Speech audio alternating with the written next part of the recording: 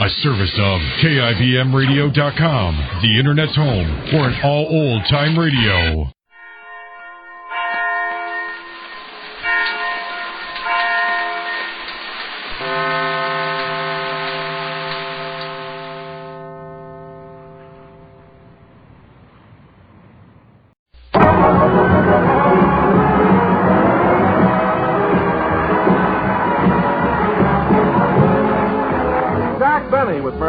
Rochester, Dennis Day, Bob Crosby, and yours truly, Don Wilson.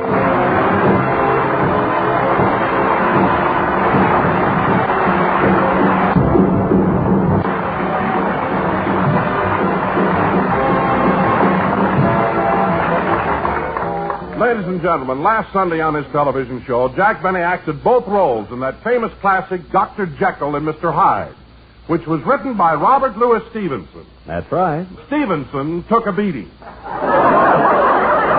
Wait a minute. And here's the star of our show, Jack Benny.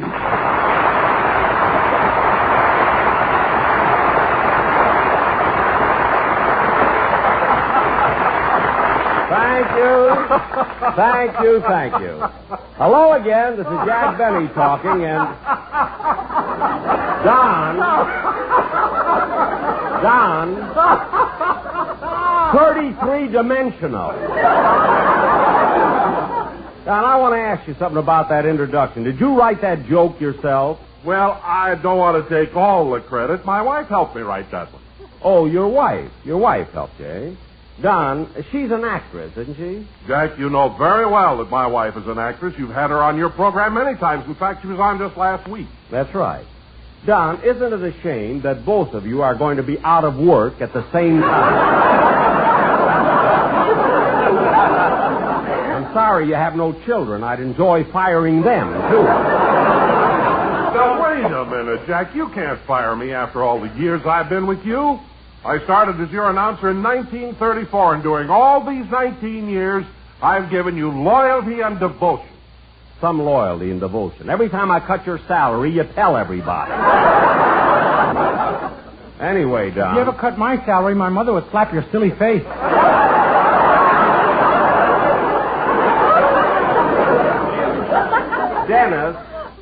Dennis, in the first place, I wasn't talking to you. And in the second place, it's about time you showed up. How come you missed rehearsal today? I had a tooth pulled. Oh, well, then I'm sorry. Was the tooth giving you a lot of pain, Dennis? No.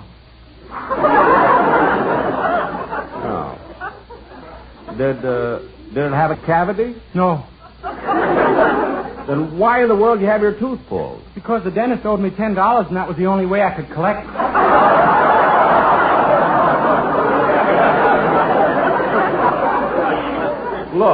Look, kid. You let the dentist pull your tooth because he owed you $10? Yeah, I wish he owed me 11, then I could have had Novocaine.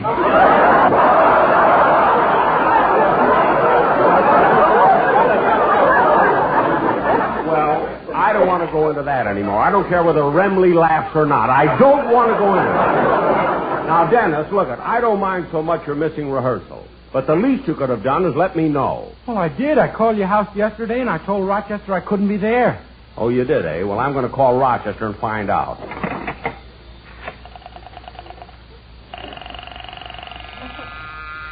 Say, Mabel, what is it, Geistes? Mr. Benny's line is flashing. Yeah, I wonder what the bat in the pocketful wants now. I'll plug in and find out. Hello? Yes, Mr. Benny. Very well, I'll see if I can get him for you. He wants I should ring his house and get him Rochester. Gee, Gertrude, you sound awfully formal when you were speaking to Jack. Did you two have a fight? No. In fact, just the other night he took me to a preview. We saw Rita Hayworth and Salome. It was an exciting picture, especially when Rita did the dance to the 7 Veils. Gosh, did she take off all 7? No, she stopped when she took off number 6. But Jack'll never know. Why not? He fainted at number 5.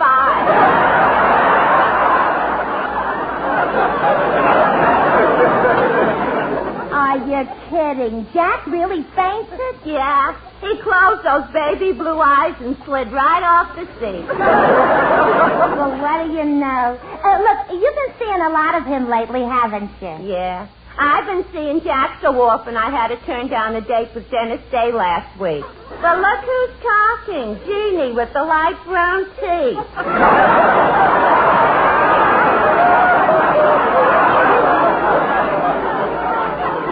All right. Look, let's not argue. Gertrude. What? Are you sure there's no answer? Well, keep trying the number. Goodbye. What's the matter, Jack? Rochester isn't home. But I'm going to call him again. And Dennis, for your sake, I hope you were telling me the truth. Now, it's time for your song, so let's have it. Yes, sir. Oh, hold it, kid. Come in. Telegram for Jack Benny. I'm Jack Benny. Well, here you are. I'll be darned. It's from Fred Allen. Fred Allen? What does he say? Dear Jack, I have just been informed that I am to appear on your television show. That's what I get for telling my agent to get me anything.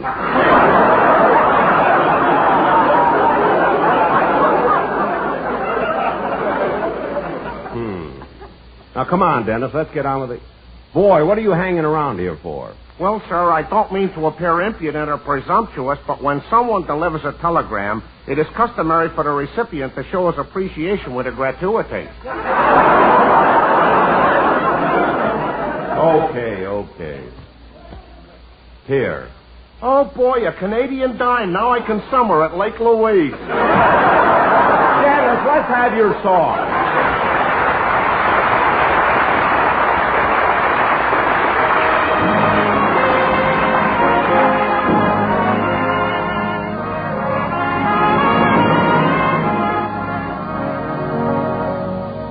Pretend you're happy when you're blue. It isn't very hard to do, and you'll find happiness without an end whenever you pretend. Remember, anyone can dream, and nothing bad as it may seem. The little things you haven't got could be a lot if you pretend. You'll find a love you can share, one you can call your own. Just close your eyes, she'll be there. You'll never be alone. And if you sing this melody, you'll be pretending just like me. The world is mine, it can be yours, my friend. So why don't you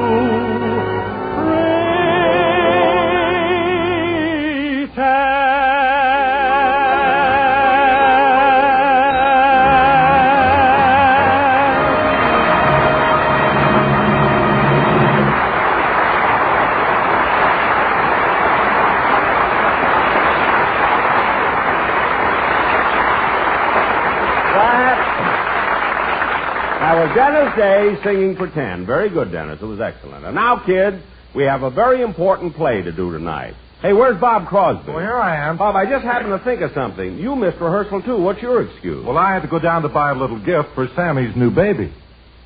Sammy, the drummer's wife, had a baby? Mm-hmm. Gee, I didn't know that. Hey, remind me to send something, too. Eh? Okay. No, it's wonderful the way the presents have been rolling in. All the musicians sent gifts. Josh Bagby sent a little blanket. Wayne Songer sent a cute little dress. Brembley sent a sweater that he knitted. And Kimmick sent the knife. Hold it a second, Bob. Hold it. You said Remley sent a sweater he knitted? Yeah. I didn't know Remley could knit. Jack, when you got the shakes like Frankie has, you can do wonders with knitting needles.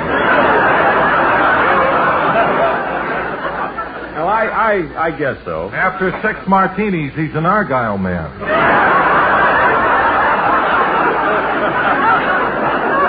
That figures. Now, kids, it's getting late, and I think we ought to start on the sketch we're going to do. Huh? What about the sketch, Mr. Benny? Well, it's based on that wonderful Universal International picture, Mississippi Gambler, starring Tyrone Power. I, of course, will play Tyrone Power's part. Wait a minute, Jack. Do you think you're the type? Well... He certainly is. He's young, handsome, and romantic, just like Tyrone Power. Oh, thanks, Dennis. You're loyal and devoted. I'm nuts, too.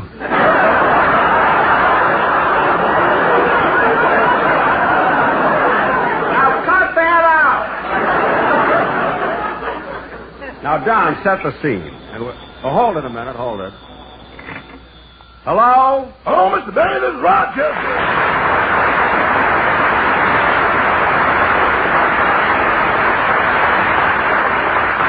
Rochester, I called you before and you were out. I had to go down to the market to do some shopping for the house.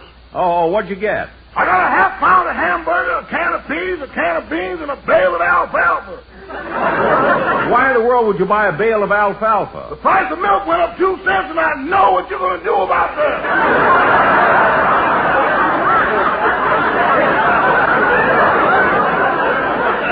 I am not. They don't let you keep them in Beverly Hills.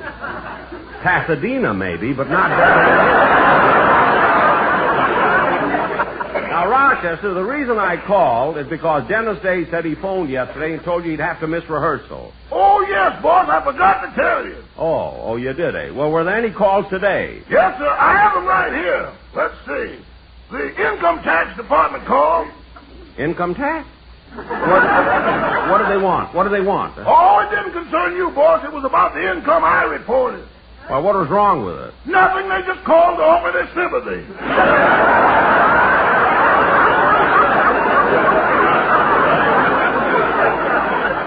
Well, that's your problem. Were there any other calls? Oh, yes, Miss Barbara Sandwick called. She's giving a big party tomorrow night, and she wants you to be there. Oh, good, good. Black tie or white tie? White coat, you'll be parking cars.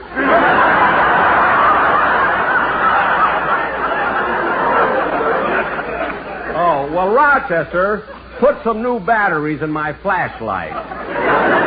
Goodbye, Rochester. Goodbye.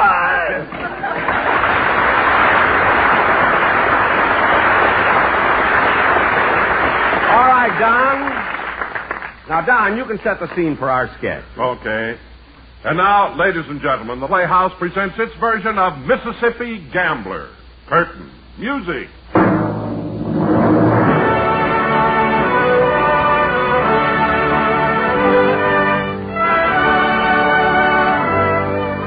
In the middle of the 19th century, the main artery of commerce and transportation between the North and the South was the Mississippi. Riverboats used to paddle their way up and down in a never-ending stream. Aboard these ships was cargo and passengers, and a special breed of these passengers was the Mississippi Gambler.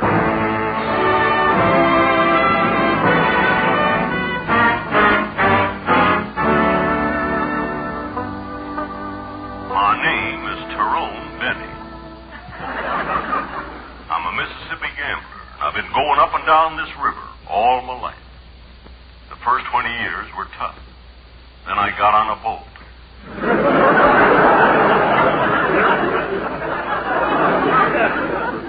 I don't remember much of my father, but my mother was a kindly woman. She always tried to teach me right from wrong. I remember when I was 2 years old, she sat me on her lap and said, "Look, son, you're very young, but try to remember this. Never draw to an inside straight."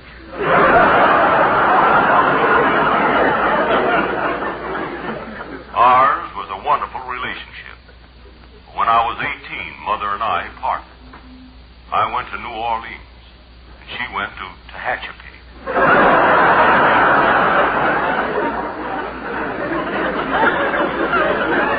One day, my best friend, Robert Stonewall Crosby and I found ourselves in St. Paul, and we boarded a riverboat back to New Orleans.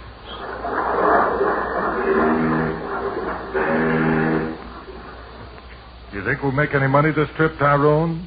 Sure, there are plenty of suckers aboard. But, Bob, I don't know whether you're ready to be a professional gambler yet. Well, why not? Well, you don't keep a good poker face. Well, what makes you say that? Because I've watched you. When you fill a full house, you're supposed to sit there with a vacant expression. Not jump up on your chair and sing 2 choruses of Oh Happy Day.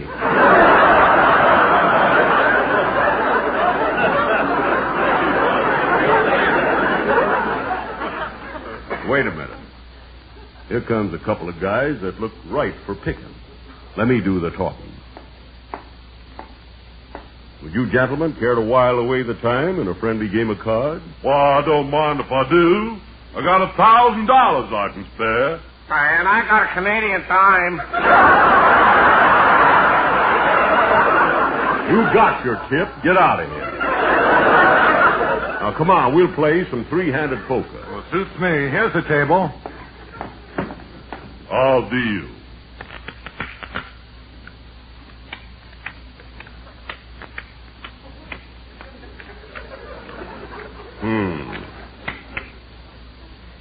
I'll open for $50. I'll see that and raise it 100. I'll see your raise and raise it another 100. That's too much for me. I'm out. Well, I'll call. Give me 2 cards. I'll take 1. I'll bet $100. I'll raise 200. Well, I'll just call. What do you got? 4 aces. Beats me. I got 3 aces.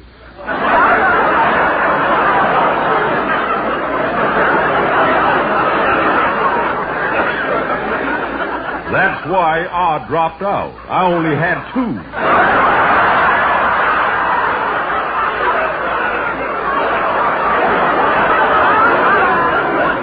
Say, wait a minute, stranger. You dealt those 9 aces, and I think you're cheating. No man can say that to me, sir. Do you know what it means when someone slaps your face with his glove? It means a challenge to a duel. That's right, so take that. I accept your challenge.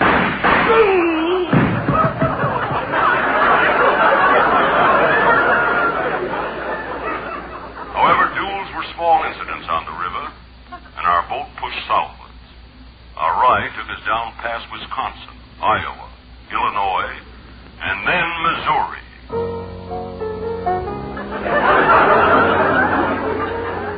Oh, that isn't who you think, folks. Yes, there was always plenty of melody and music along the river. Some nights as we sailed close to the shore, we could hear voices harmonizing on the levees.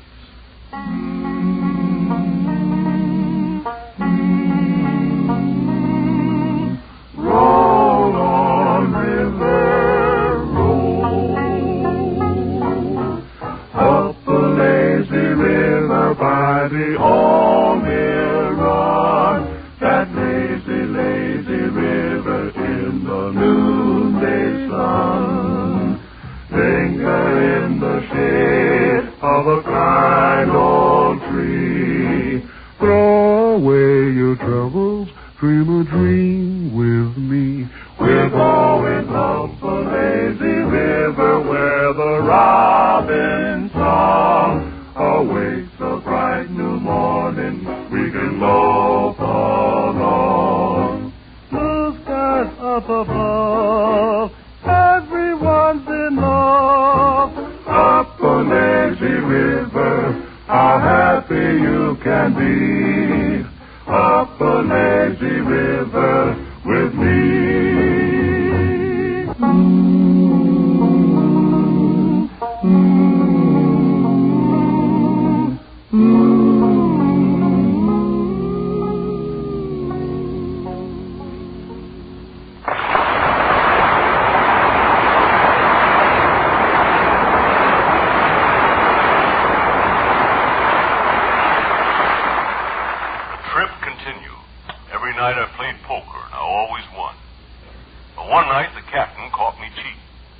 And as punishment, he tied a rope around me and kept dipping me in and out of the river. He thought it was a treat to beat my feet on the Mississippi mud.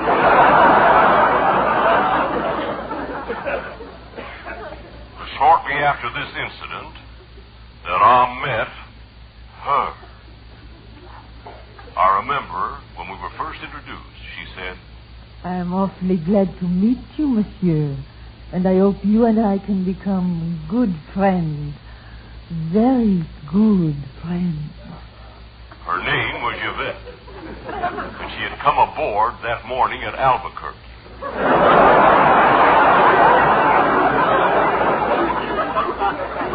Oh, I know that Albuquerque is far from the Mississippi. But for her, somehow the boat made it.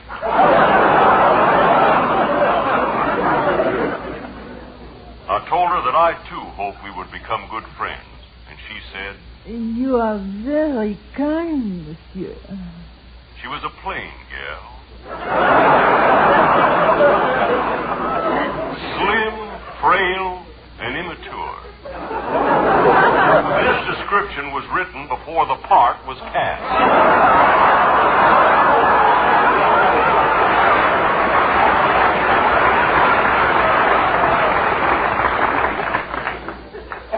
We fell in love, but because her brother hated gamblers, we had to meet each other secretly.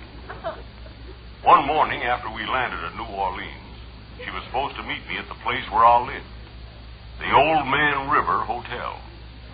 It was called the Old Man River Hotel because when you stayed there, you were tired of living and feared of dying.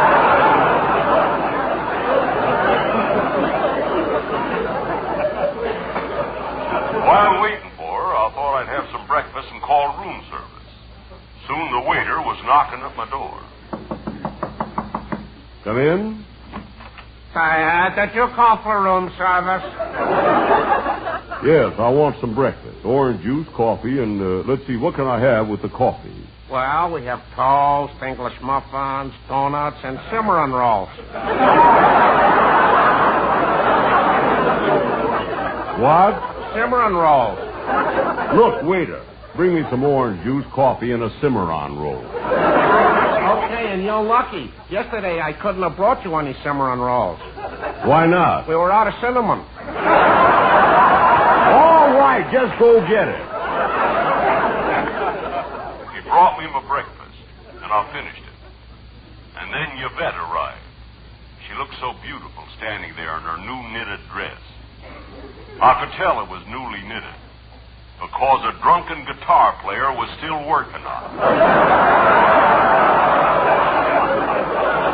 Now, darling, you're here. Oh, yes, Your Honor. I'm sorry to be late, but I Don't talk. Just come into my arms. Now, let me kiss you.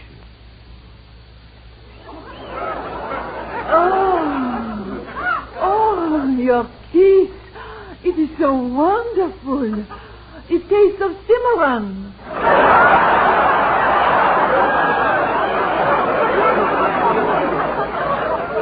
Cimarron? That's French for cinnamon. Oh, then I must apologize to the waiter. Who can that be? Oh, it must be my brother. He followed me here. Hey, wait a minute. Monsieur, at last I have found you. You pig, you dog, you snake. I break you in two. Oh, then it's my brother. Listen to me. Oh, j'aime cet homme et il aime moi. Et quoiqu'il est un joueur comme du fleuve et nous sommes des aristocraties, je lui marierai sans égard pour ce qu'elle te dit. What did she say? I do not know, but dig that crazy language. Now look. Monsieur, my sister will not marry your gambler. I challenge you to a duel. What? I slap your face with my glove. You're supposed to take your hand out of it first. But if you want a duel, draw your sword. En garde!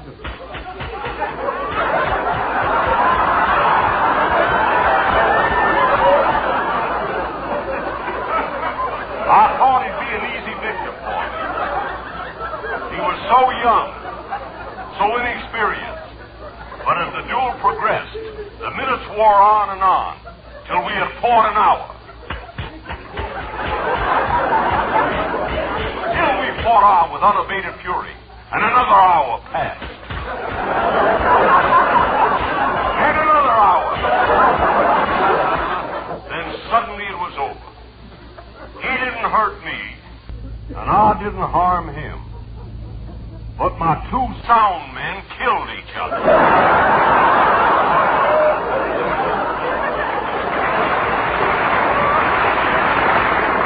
That is my story. The adventures of a Mississippi gambler.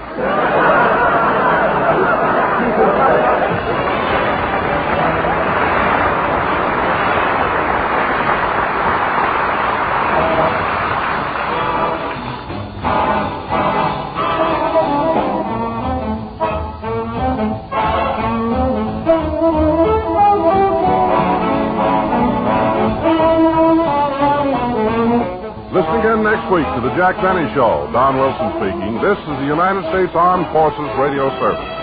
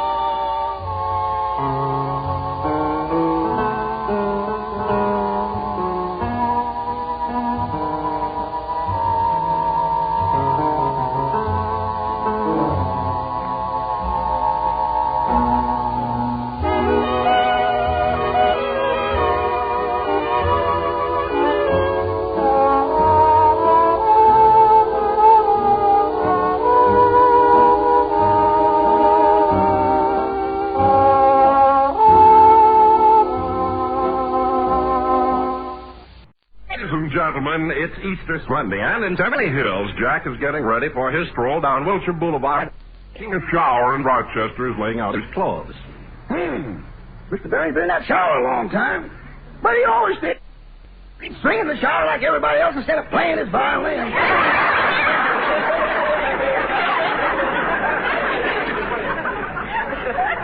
Well, it was pretty clever the way he tied that brush on the end of his violin bow. Alvin Hyman can't play Love and Bloom and Scrubbers back at the same time. Oh, Rochester. Rochester. Yes, boss? I'm through with my shower. Hand me my towel. Your towel? All right, the Statler's. Don't be so technical when I'm freezing. Here you are. And here's your shorts. Thanks. Gee, that shower was invigorating. You know, Rochester, since I've been dieting, I feel like a new man. I look somewhat trimmer, don't I? You look about the same to me, boss. Oh, don't be silly. I bet I lost a lot of weight.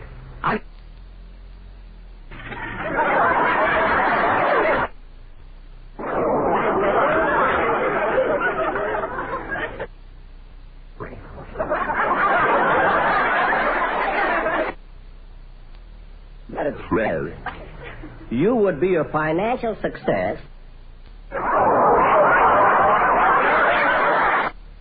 Whoa, Scale, calm down.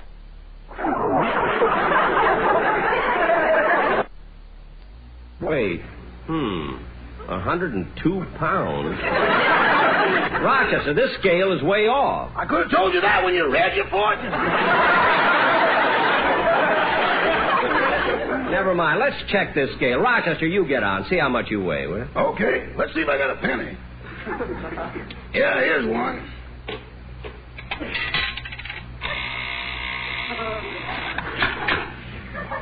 Well, my weight is correct.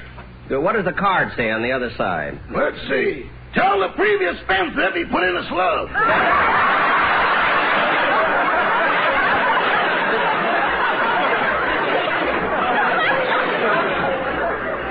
my scale. I can do what I want. Now, Rochester, did you lay out my clothes? Yes, sir. Your blue suit is on the bed. My blue suit? No, I wore that in the Easter parade last year. I better wear something else. Answer the door, Rochester. I'll pick out a suit. Yes, sir. Rochester always tries to make me look so conservative. This is the Easter parade. I should wear something springy. Let's see, what could I know, I'll wear my white suit. I bet it's as good as the year I put it away. Boss, Miss Livingston is here. Oh, yeah, she's walking in the Easter parade with me. Tell her I'll be right out. Okay. What are you putting on that white suit for? I'm going to wear it in the parade. But, boss, I think the blue one would look a lot... Rochester, I'm going to wear the white suit, and that settles it. Okay. Is he ready, Rochester? He will be in a few minutes. Say, Miss Livingston, that's a beautiful dress you've got on. Well, thank you, Rochester. And that belt, are those real diamonds on it? Uh-huh. Well, it sure is beautiful. I've never seen a belt like that. Well, it isn't mine. It belongs to my sister, Babe. Oh. Ring Magazine gave it to her when she retired, undefeated. Oh, yeah, she was light heavy, wasn't she? Yes, uh-huh. Hello, Mary. Happy Easter. Happy... Jack, you're not going to wear that white suit. Why not? What's wrong with it? I haven't seen one like that since Admiral Byrd came back from the South Pole. What are you talking about? Well, if you're going to wear it, at least wipe that tomato soup satin off the lapel. That Same. tomato soup what? Well,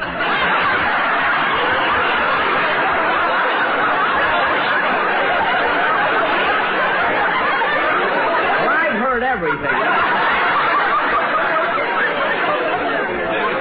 Wipe that tomato soup satin? Tomato soup stain off the lapel. Well, what for? From a distance, it'll look like a red carnation. Now, come on, Mary, let's go. See you later, Rochester. Goodbye, boss. Goodbye, Miss Livingston. Bye, Rochester. By the way, aren't you going out walking in the Easter parade? Yeah, but first I got to make a call to a girl I have a blind date with. I got to tell her about a change in plans. Change in plans? Yeah, I told her to be on the corner of 6th and Central and look for a man wearing a white suit. Oh, so that's why. Well, wear our blue one. It's your turn to be conservative. Come on, Mary, let's go.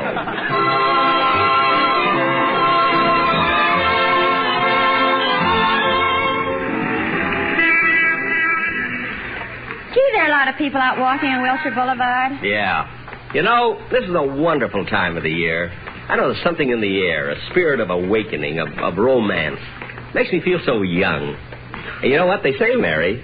In the spring, a young man's fancy turns to love. Give me your hand, Jack. Gee, do you feel romantic, too? No, we're coming to a curb, and I don't want you to fall on your face.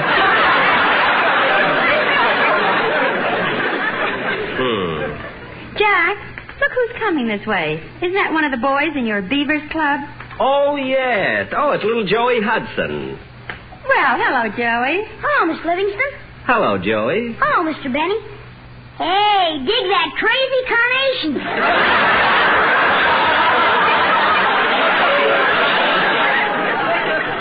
See, I told you, Mary. Goodbye, Joey. So long, Mr. Benny. Goodbye, Joey. Goodbye, champ. It's my sister's belt. Come on, Mary, let's go. Hey, Mary, look at that poster in front of the theater.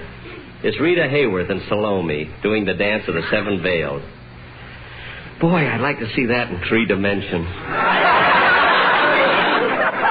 Gee, she's beautiful. Jack, your glasses are steaming up. Let's go.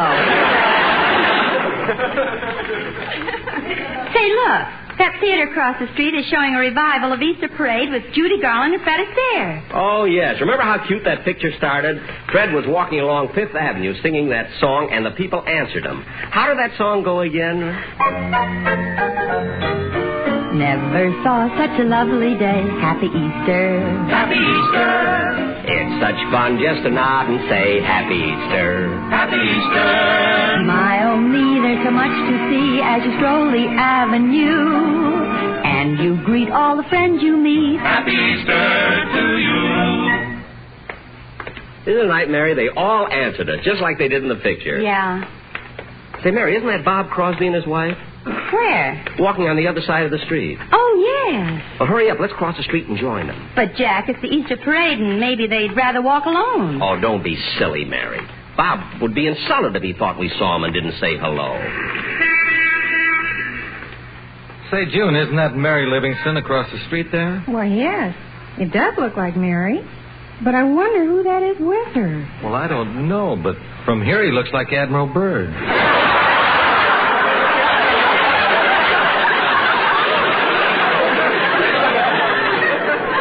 Say, whoever he is, he's trying to attract our attention. He's waving his hand. Now he's waving his hat. Now he's waving his hair. It's Jack. Yeah, I'm amazed that he's this far down on Wilshire. He usually never gets past the California Bank. Gee, Bob, I hope he doesn't join us. Well, why? Well, I like Jack. But look at the way he's dressed. Well, just keep walking straight ahead and we'll pretend that we haven't even seen him. Oh, Bob! Bob! Keep walking, honey. There are a lot of Bobs. Oh, Bob Crosby. Keep walking, honey. There's another Bob Crosby in Encino. Oh, Bing's brother. He's got me.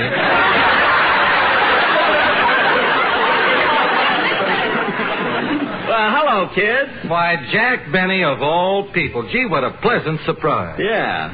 Hello, Mary. Hello, June. Say, that's a beautiful outfit you've got on. That mink stole is just exquisite. It sure is. Is it new? Oh, no. Bob bought it for me last year when he was with Campbell Soup. With Campbell Soup? You know, the outfit that made your carnation.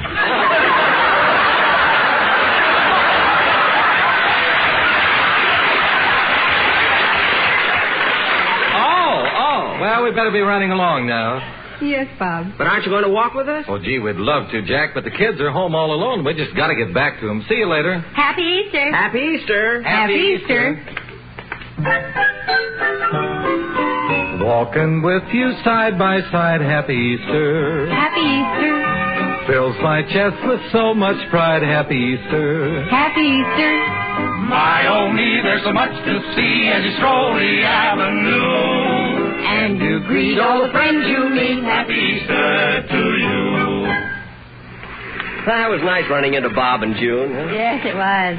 Gee, what perfect weather. Spring, the skies are clear, the flowers are blooming, the sun is shining. Gee, that Rita Hayworth is beautiful. Mary, we ought to see that picture. Well, look who's coming over. My violin teacher. Bonjour, Monsieur Benny.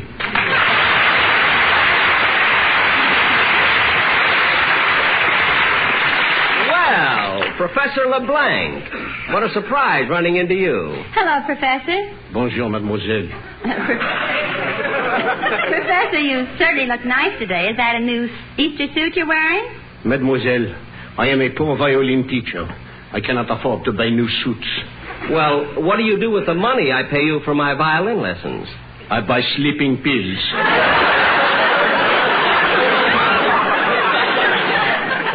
Oh, are they any good? No, after a few days I wake up.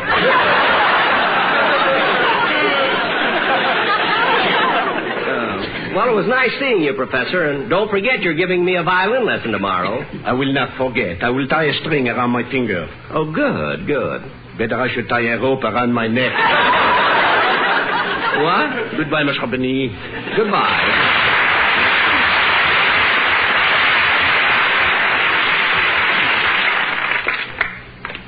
Mary, I can't understand why he hates to give me violin lessons.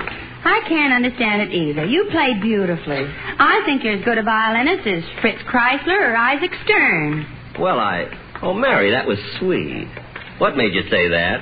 I don't know. Wearing this belt has made me a little punch drunk.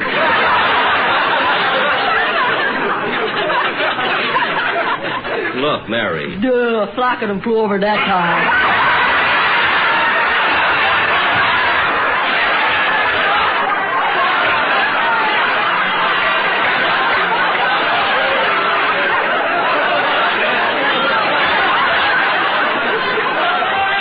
Oh, stop. Now, come on, Mary. Let's keep walking.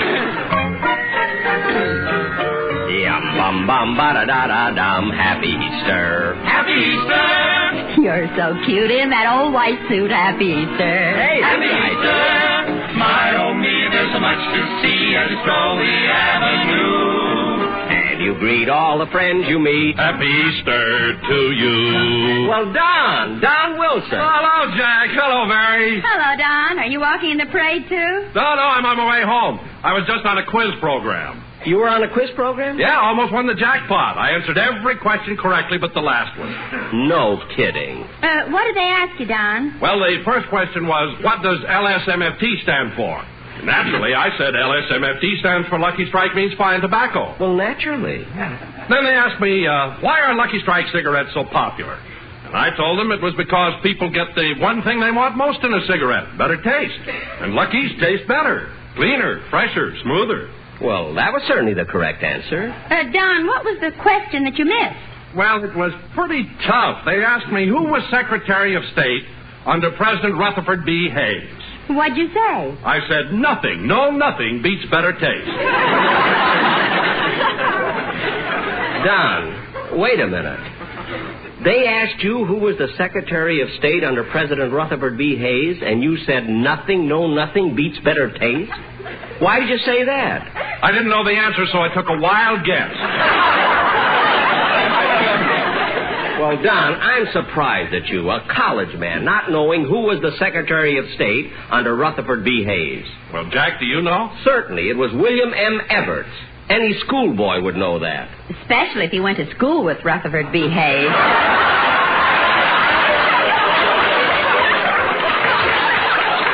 Quiet, champ. See you later. Come on, Mary. Never saw such a lovely day. Happy Easter. Happy Easter. Yum bum bum da da dum dum dum. Rita Hayworth. Happy Easter. My oh me, there's so much to see as you stroll the avenue. And you'll greet all the friends you meet. Happy Easter to you. Gosh, there are a lot of people out today. You know, it seems like... Hello, Mr. Benny. Happy Easter. Oh, Happy Easter, Mr. Don't you remember me? I'm the clerk that waited on you at the bakery shop. In the bakery shop? Yeah, don't you remember? You came in and I sold you chocolate cake, some donuts, some pastry, and a half a dozen cimarron rolls.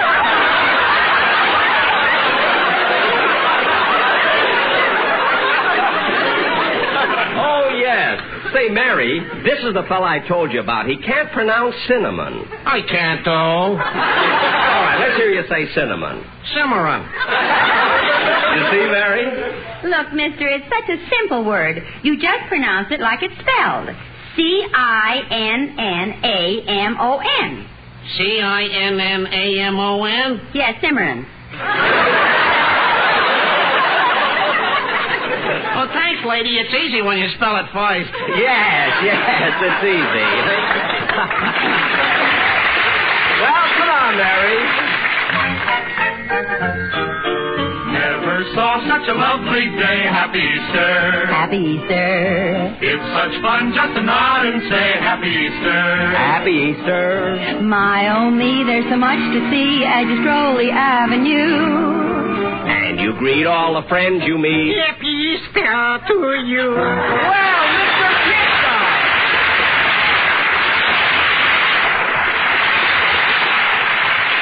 Mr. Kitzel, it's nice running into you today. Thank you, Mr. Benny. And how are you, Miss Livingston? Oh, I'm just fine, thank you. Mr. Kitzel, you certainly look nice in those striped pants, cutaway coat, and top hat. It's just right for Easter. Thank you, but I'm also wearing it for sentimental reasons. This is the suit in what I got married. You wore it when you got married? Yeah. That must have been about 20 years ago, huh? Yeah, it's funny how a little thing like that sticks with you. Yes. But, Mr. Benny, I'll never forget that ceremony when they said if anybody has any objections to this marriage, speak now or forever hold your peace. Yeah? A voice from the back hollered, "Don't marry her." Oh, my goodness, who was it? Me, I'm a ventriloquist.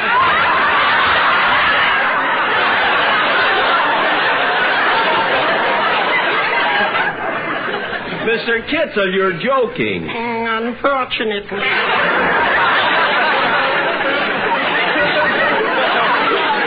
well, Mr. Kitzel, it was a pleasure running into you on Easter, but we've got to be moving along now. Well, I got to run along, too. I'm going to see a wonderful picture. What is it? Rita Hayworth in Salome. Rita Hayworth in... Mr. Benny, what's happening to your glasses?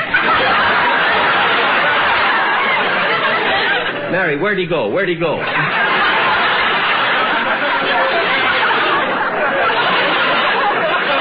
Standing right here. Oh, yes, yeah. Well, goodbye. Where are you? Well, goodbye, Mr. Kitzel. Happy Easter. Same to you, Mr. Benny, and you too, Miss Livingston. Thank you, Mr. Kitzel.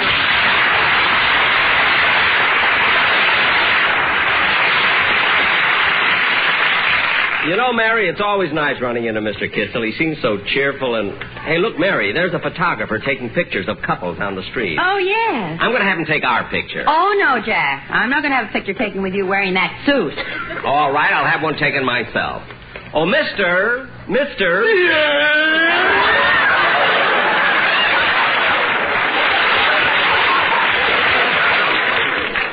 I'd like to have my picture taken. Well, good. Just stand over there, Admiral. I'm not Admiral Byrd. Now, how would you like me to pose? Well, first I'd better line you up. There, that does it. And now, would you mind rolling your trousers up above the knees? Why, do you want to see my legs in the picture? No, but the less I get of that suit, the better. Now, wait a minute. I've had enough insults from you. Hey, hold still. I've got you in focus. Now, open your mouth and smile. Like this? Righter. Why do you want my mouth open so wide? The less I get of that face, the better. Now, cut that out. If you're a photographer, I'm a monkey's uncle. Have a penis. Come on, Mary. I'll get my picture taken some other time.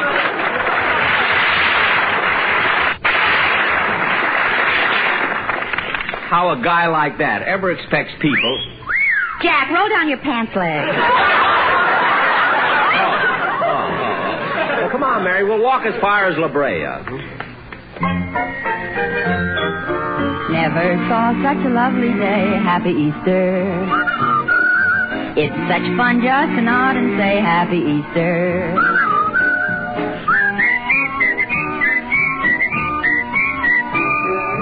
And you greet all the friends you meet. Happy Easter to you. Yeah!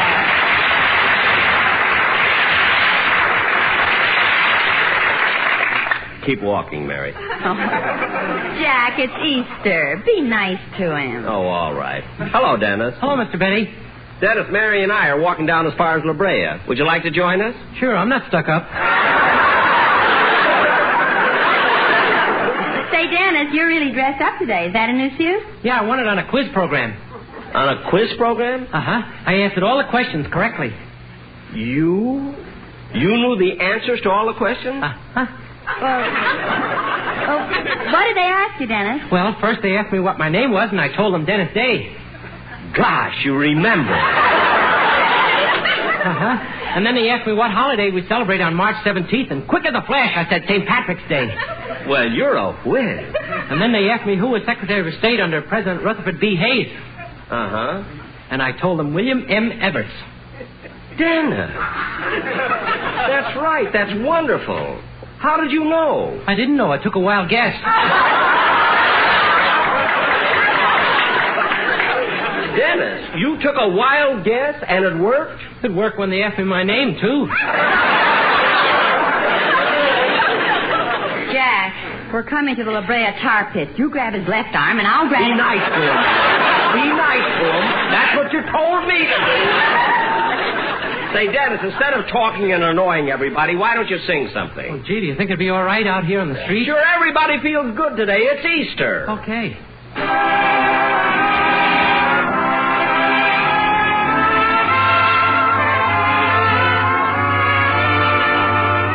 In your Easter bonnet, with all the frills upon it, you'll be the grandest lady in the Easter parade.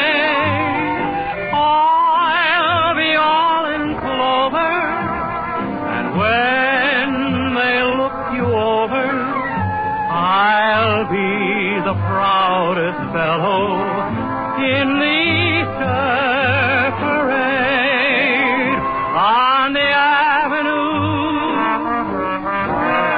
Fifth Avenue.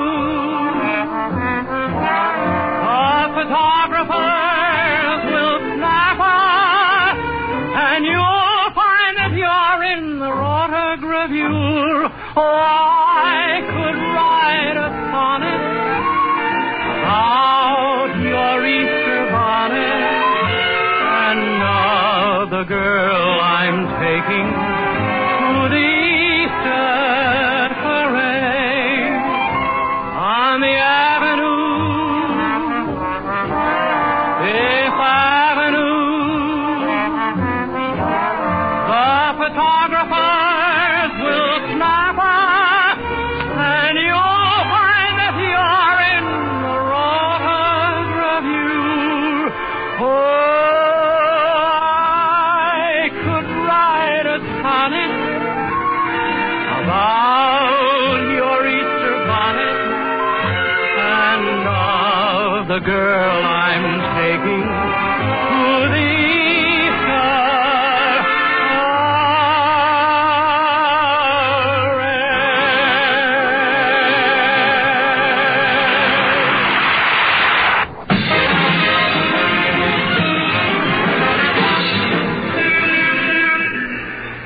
Jack, for heaven's sake, we've been standing here for 15 minutes. Let's go on home. Well, I'm going anyway because I got to get home. okay. Goodbye, Mary. Happy Easter. Happy Easter, Jack. See you tomorrow.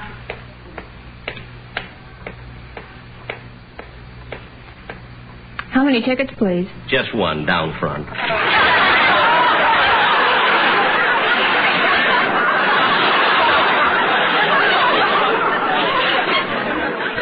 Thank you. Gee, it's dark in here. I'll find a seat. Excuse me. Excuse me. Pardon me. Pardon me. Excuse me. Whoops. I'm sorry. Hello, Mr. Chesto. Happy Easter, everybody.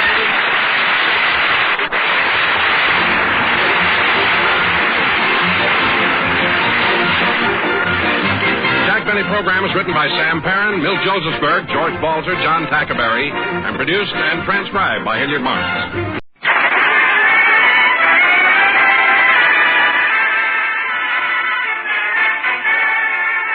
The Jack Benny program, starring Jack Benny with Mary Livingston Rochester, Dennis Day, Bob Crosby, and yours truly, Don Wilson.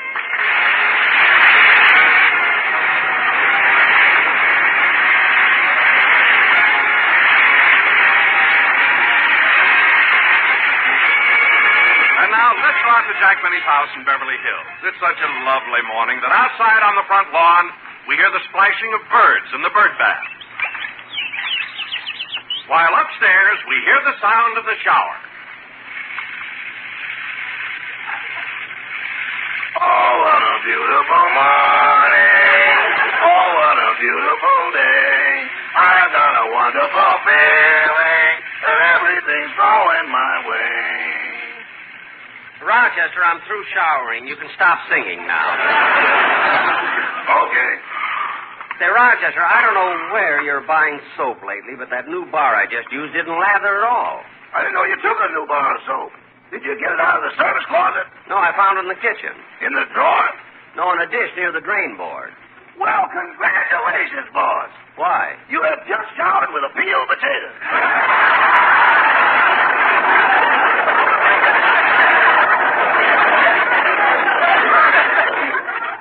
A peeled...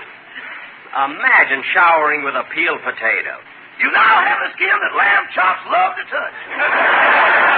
Never mind that. Here, take this towel and dry my back, will you, please? Yes. Ah, that feels good. Boss, you sure have well-developed shoulders. Oh, thank you, Rochester. Yes, sir. Did you ever do any fighting? Oh, yes, a long time ago. As a matter of fact, I won 22 fights. I was known as the Waukegan Wildcat. Waukegan Wildcat? Yes. Why did you quit? Well, they made us put on gloves, and I couldn't scratch anymore.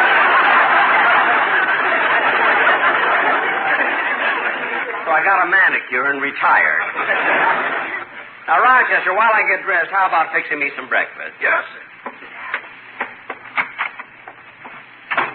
Oh, what a beautiful morning. Oh, what a beautiful day. I've got a wonderful... Oh, good morning, Polly. Oh, what a beautiful morning. Oh, what a beautiful day. I've got a wonderful feeling that something is coming my way. You're feeling all right. You laid an egg. Good girl, Polly. Come in. Come in. Oh, what a beautiful morning. Hello, Rochester. Oh, good morning, Miss Livingston. Come right in. You must be in a good mood. I heard you singing as you were coming to the door. Oh, I always sing when it's getting close to my payday. Really? When is your payday? September 1st. September 1st, but this is only April. Why do you sing so long before payday? There ain't much to sing about after. I know what you mean. Oh, good morning, Mary. Hello, Jack. You know, it's so early, I thought you'd still be in bed. In bed? Are you kidding? I've already taken my shower. Rochester, how about breakfast? Coming up. Mary, would you care for something to eat? No, thanks. I'm not hungry. You know, Mary, you look kind of cute this morning. You really do. How about a kiss? Okay.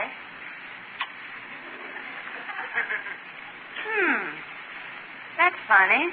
What? I just said I wasn't hungry, and now I've got a craving for potatoes.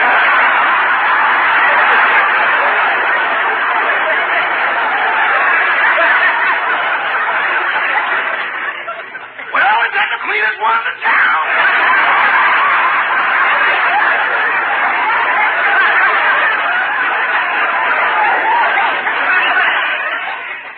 What? Nothing. Rochester, just make my breakfast. Wait a minute, Jack. What is Rochester talking about? All right, I'll tell you. This morning when I was taking a shower, I thought I picked up a cake of soap, but it turned out to be a peeled potato. It could happen to anybody. That couldn't happen to Gracie Allen. Never mind. Rochester, is breakfast ready? I just put the coffee on. What else would you like? Well, I'd like a little bacon and, one fried EGG. Yes, sir. A little bacon and one fried EGG. Jack, what's the idea of the spelling? Why don't you just say you want a little bacon and one fried... Don't say it, Mary. Don't say it. We always spell it. You know, Polly lays an EGG every day, and she'd go crazy if she ever found out we were eating them. EGG. Isn't that cute? EGG. Hey!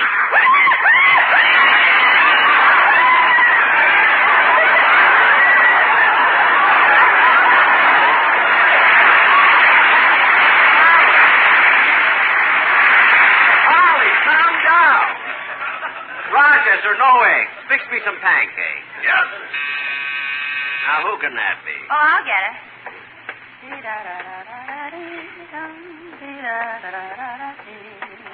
Oh, hello, Dennis. Hello, Mary. Is Mr. Benny in? Yes, he's having breakfast. I'm sure glad he's here because I got plenty to tell him. Dennis, what's the matter? 14 years this has been going on, and I've had all I can take. I've stood enough, believe me. Well, Dennis, what is it? I wouldn't mind if it was only once or twice, but every week the same thing, week in and week out. After all, what does he take me for? I'm fed up, I tell you, fed up. Well, Dennis, I don't know what's on your mind, but obviously you should talk to Mr. Benny. Oh, I'll say I'm going to talk to him. I'm going to tell him off. Well, come on, he's in the breakfast room.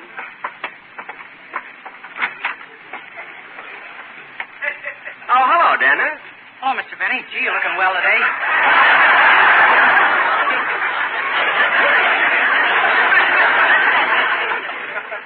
Thanks, kid. What'd you come over for? Oh, I just happened to be in the neighborhood, and I thought I'd drop in. Well, I'm glad you did. Dennis, what are you waiting for? Why don't you tell him off? What are you trying to do, start something?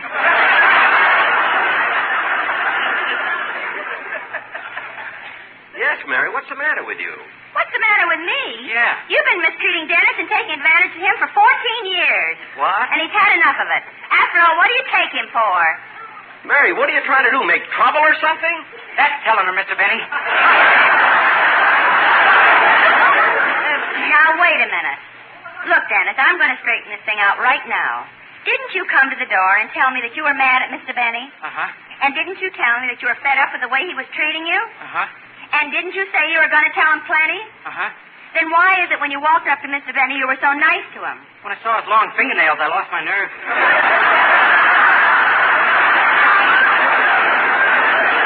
Stop being silly. Now, Dennis, I want to hear the song you're going to do on the program, so go ahead. Yes, sir.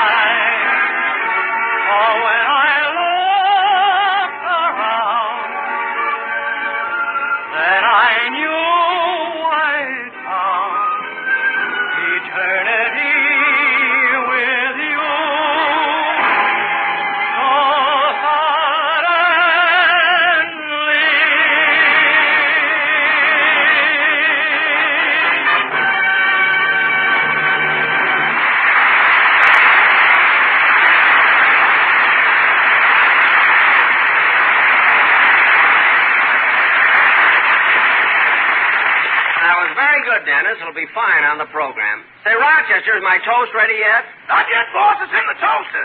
Here. Rochester, what was that? The toast, it flew out the window. Oh, my goodness. That piece of toast landed on the lawn, and it'll attract ants. I'll be right back. Now, let's see. It flew out through that window, so it should be right on the lawn.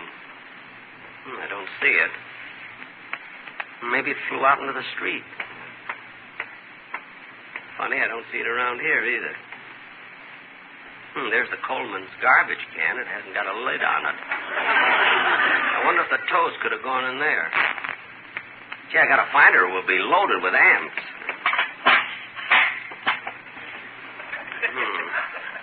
There's several pieces of toast in here. Jack. Huh? Oh, hello, Bob. I was just looking for a piece of toast. Well, Jack, why didn't you tell me the things were that rough? Why, it worked for nothing. Bob, you don't understand. Well, Jack, you can be honest with me. Come on, I'll take you down to the market and buy you enough food to last for 2 months.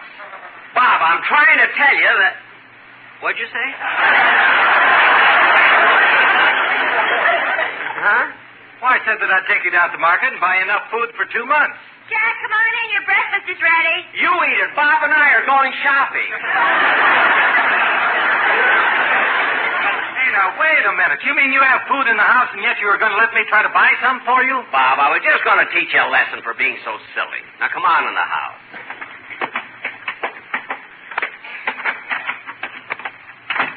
Hello, Mr. Coffee. Hello, Rochester. Hiya, Mary. Hello, Bob. Hiya, Bob. Hiya, Dennis. Sit down, kids. Mary, pour everybody some coffee. Okay. Make mine black. Black? Dennis, I thought you always took cream. Why do you want a black? I'm in mourning. My uncle died. Dennis, you're kidding. No, I'm not. He committed suicide. Suicide? Yeah. Did he shoot himself? No. Did he hang himself? No. Well, did he take poison? No. Well, for heaven's sake, how did he do it? He bought a bottle of Stop-It and gulped himself to death.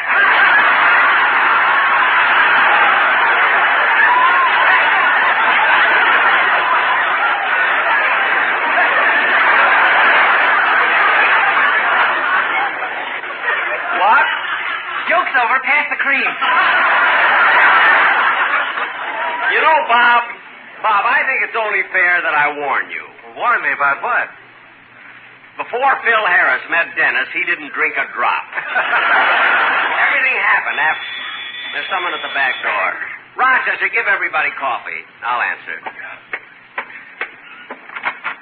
Hello, Mr. Benny. Oh, the man from the bakery shop, huh? Yeah, I got the stuff that you ordered. Some donuts, some chocolate cake, some pastry, and a half a dozen cimarron rolls. You still can't pronounce it, can you? Look, it isn't cimarron, it's cinnamon. Now, let me ask you something. Maybe this will help you pronounce it. How are these rolls made? Well, you take some flour, sugar, eggs, and do you want to know all the ingredients? Now, look, it isn't ingredient. It's ingredient. Yes, I want to know all of them then. Well, there's flour, sugar, eggs, shortening, and cinnamon. That's it. Now, look, take your time. Think. Okay. Now, let me hear you say it. Ingredients.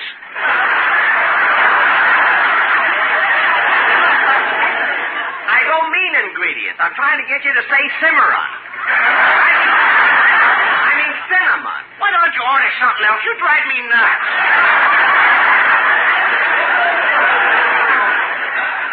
All right, just give me my stuff. Thanks and goodbye. Bye. Jack, who is that? Oh, that silly guy from the bakery. The fellow who insists upon saying cimarron rolls. Well, here you are, kid. You can have some of these with your coffee. They're nice and fresh. Wait a minute, Jack. He's right. What do you mean he's right? Well, look at that label on this paper box. These are genuine Cimarron rolls, named after J.P. Cimarron, founder of the Cimarron Baking Company.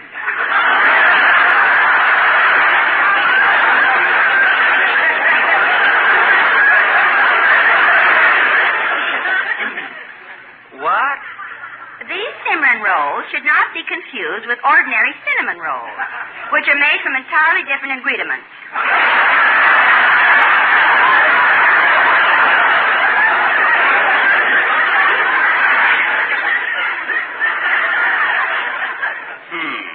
Well, Jack, I guess that'll hold you. Hold me nothing. That silly guy had that label printed himself just because he can't say cinnamon.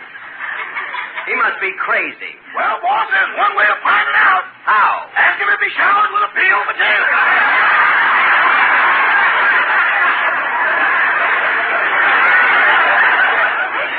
Now, let's cut out all of this nonsense. Do you kids want the rolls with your coffee or not? Oh, I'll have some. So will I. Dennis, how about... Dennis, what are you stirring your coffee with? My paper-made pen.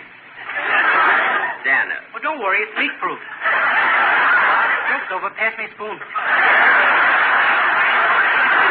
Being silly.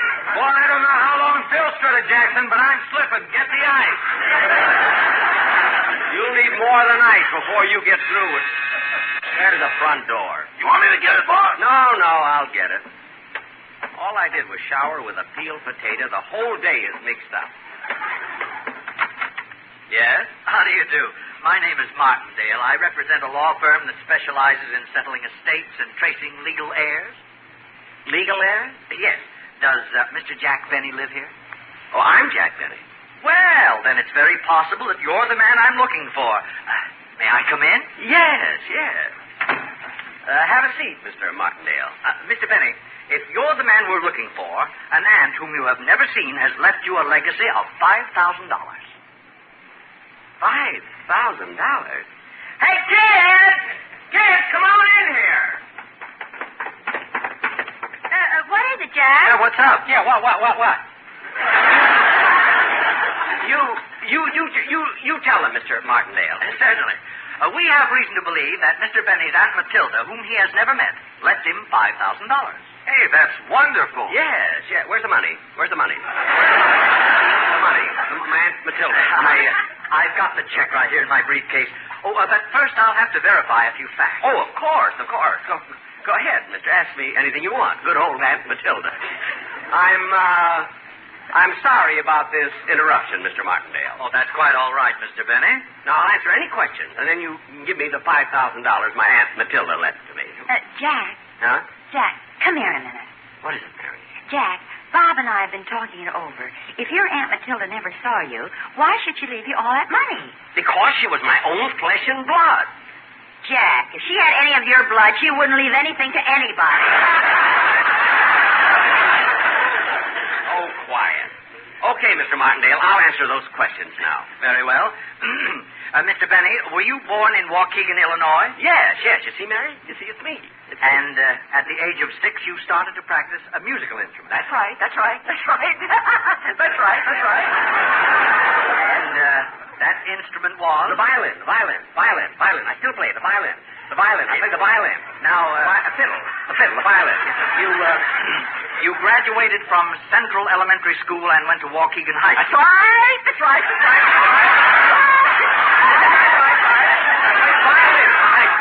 Right. At the age of 17, you left Waukegan, became an actor, and went into vaudeville. I went into vaudeville. I played the violin in the vaudeville. Yes.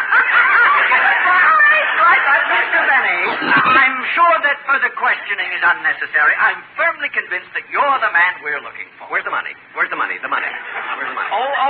Just a minute. Here's one question I neglected to check.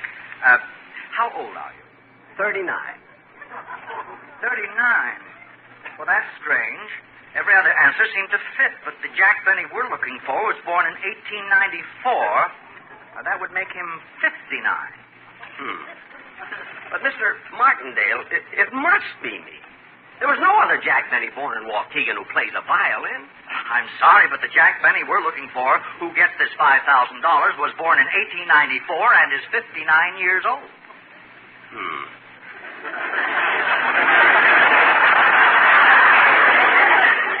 Well, 59?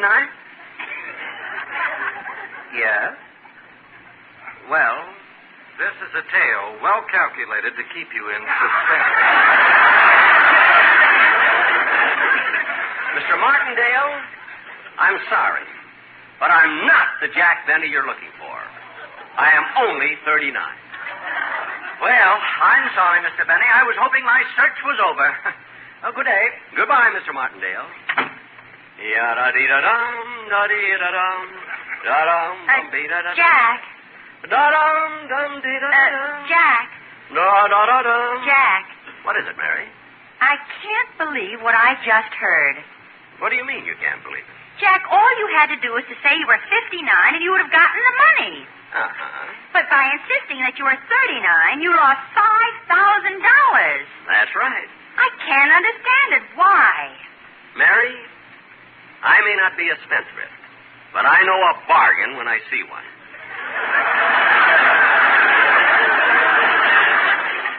Bargain?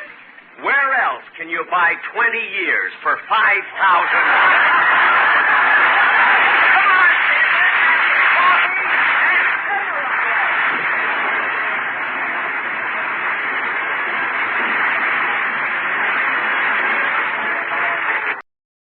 The Jack Benny Program.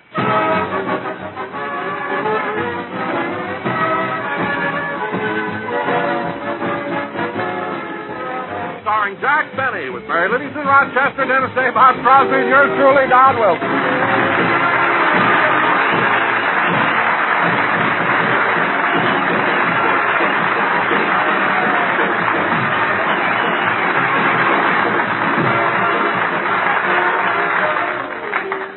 Gentlemen, immediately following this radio program, Jack leaves for San Francisco, where he opens at the Kern Theater tomorrow for a 3-week engagement.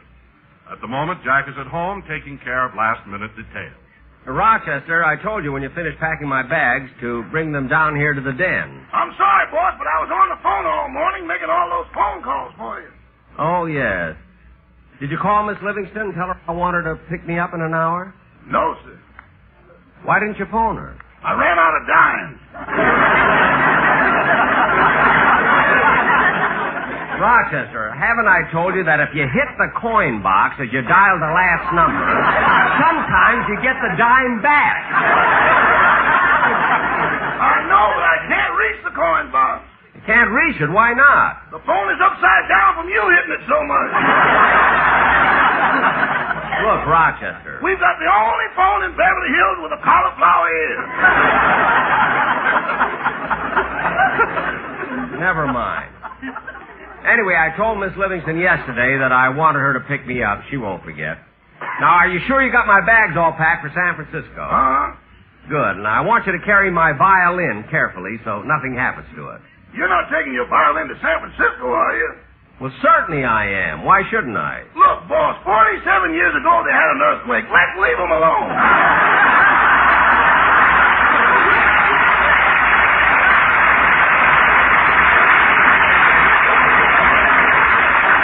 Rochester, I can see this is going to be one of your witty days.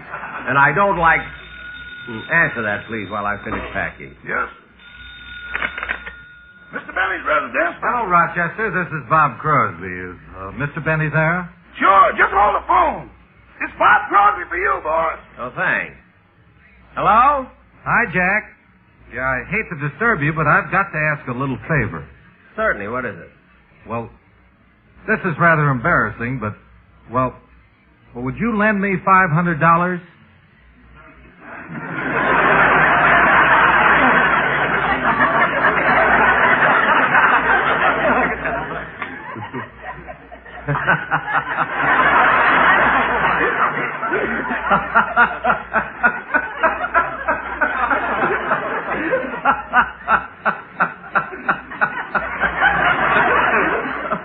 What'd you call for, Bob?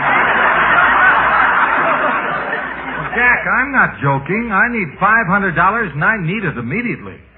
Well, look, I'll lend it to you, but let's be businesslike about it. Well, certainly. I'm willing to sign a note and pay interest and everything. $500. What have you got to put up as collateral? Well, my home is paid for. That's worth $50,000. What else? I've got nothing else. I've got nothing else. You said it once. That's all. That's pretty tough. Look, Bob, if you need money, why don't you get it from your brother Bing? Well, Jack, I just hate to borrow from Bing. Well, why don't you try to get it from the California Bank? Well, I told you, I just hate to borrow from Bing.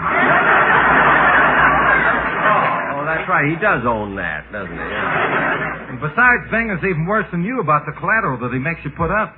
Really? Yeah, as a matter of fact, I borrowed some money from him 15 years ago, and I haven't been able to pay it back, and he's still keeping my collateral. No kidding. What did you... From Bing, what'd you give him for collateral? Well, Wait a minute. This isn't a party line, is it? No. Well, no one can hear us, can they? No. And you promise you won't tell anyone about this? I promise. Now tell me, what did Bing make you put up as collateral? Well, I guess I can trust you. Gary is really my son.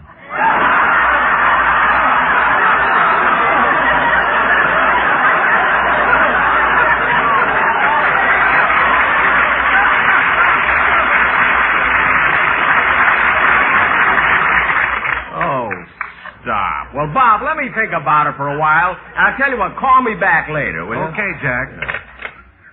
What did Mr. Crosby want, boss? Well, he wanted to borrow $500 from me. No kidding. Who's going to be orchestra leader next year? Don't be silly. I never fire anyone just for asking. Of course, if it gets to be a habit, that's probably Mary. I'll get it. Oh, hello, Mr. Benny. Oh, hello, Dennis. Come on in. How do you feel, Mr. Benny? Fine. Is the radio show all prepared for next Sunday? Yeah, it's all written. Have I got a big part in it? Yep. That's too bad. I'm quitting today.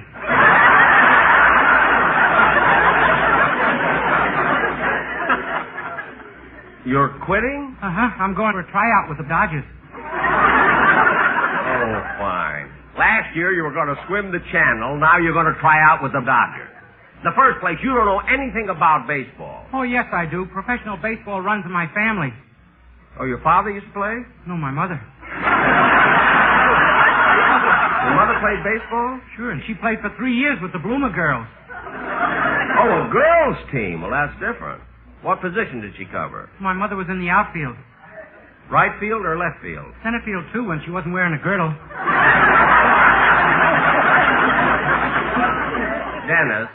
Dennis, look. If I confess to you that I'm not 39 and admit that I'm really a tired old man, will you leave me alone?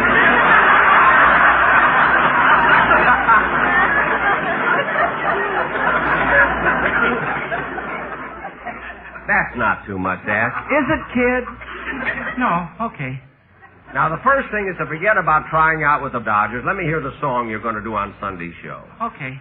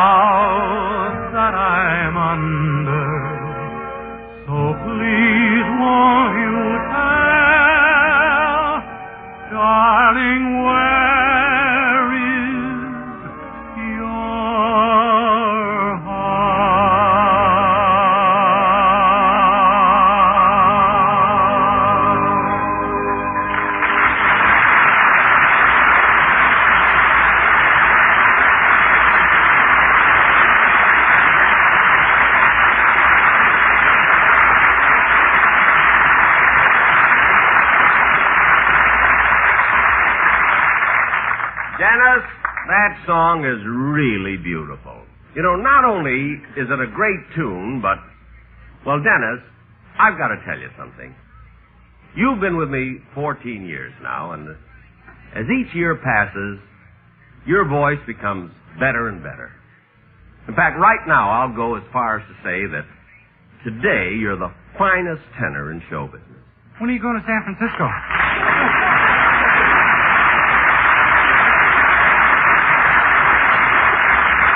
When are you going to San Francisco? I know. For heaven's sakes, kid, what's wrong with you? Here I pay you the greatest compliment you've ever gotten, and you change the subject. Well, my mother told me to ignore compliments. Why? She doesn't want me to be a big ham. Oh. Like you.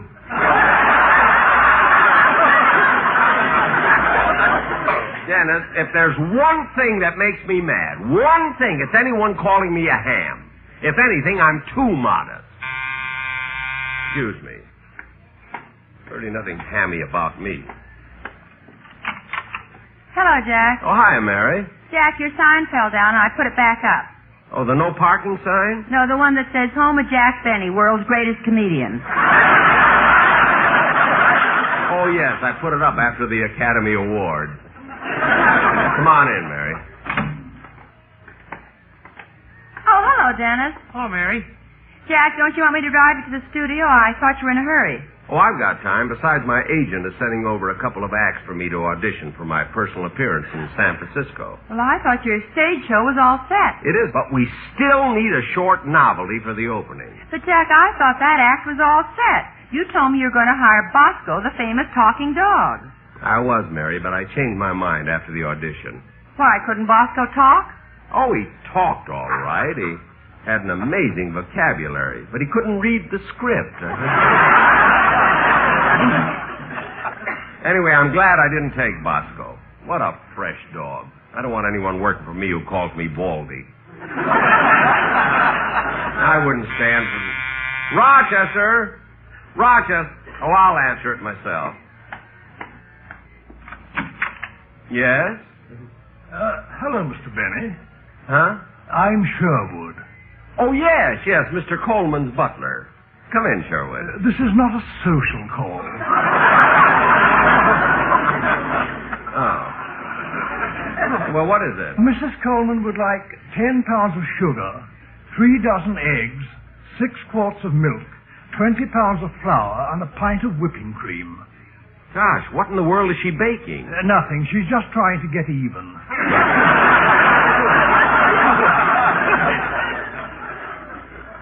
Well, don't worry. I'll bring everything back. Good. And if possible, bring it tomorrow? Well, I'm sorry. I can't bring it tomorrow. I'm going to San Francisco tonight for a personal appearance. For how long? I'll be gone for 3 weeks. Would you mind writing that on a piece of paper, rolling it up, and tying it with a ribbon? Why? This is Mr. Coleman's birthday. I want to give it to him for a present.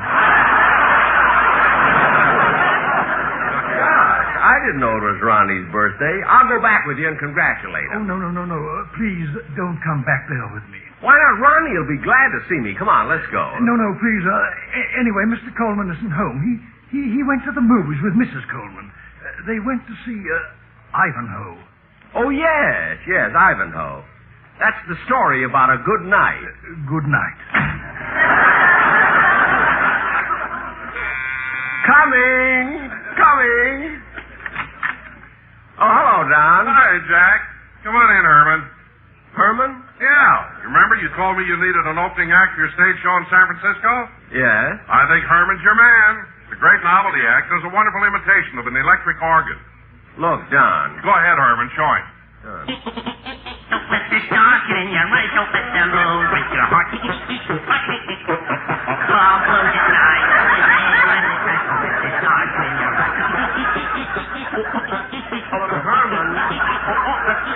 Herman, look.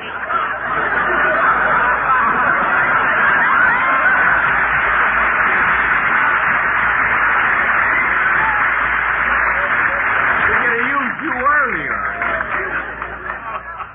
Herman, that was very good. Gee, thanks. But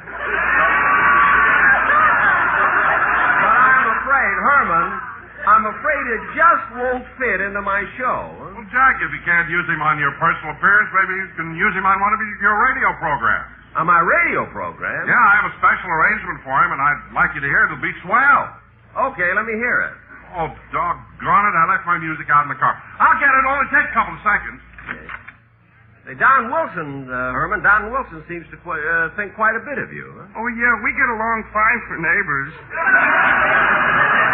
Neighbors? Yeah, I live in the next house to him. Look, Herman, I haven't got time to audition you now for my program. We'll talk about it when I get back from San Francisco. Bring them over then, will you, Don? Okay. So long, Jack. So long, Don. Goodbye, Herman. Bye.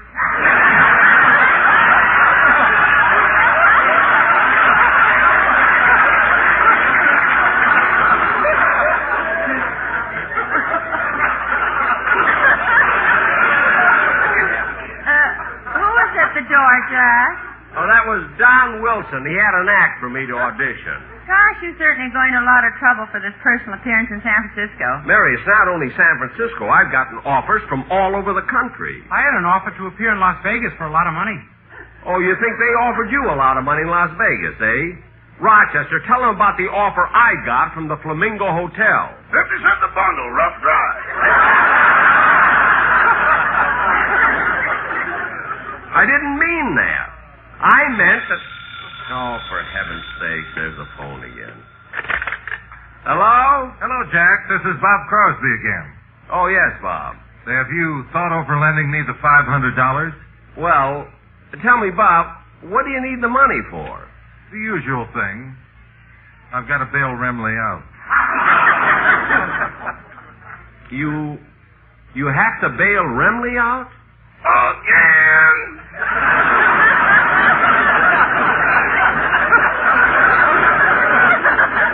Quiet, Rochester. What was he pulled in for this time? Well, he was crossing Sunset Boulevard when the cop arrested him. What was the charge? Jay-crawling.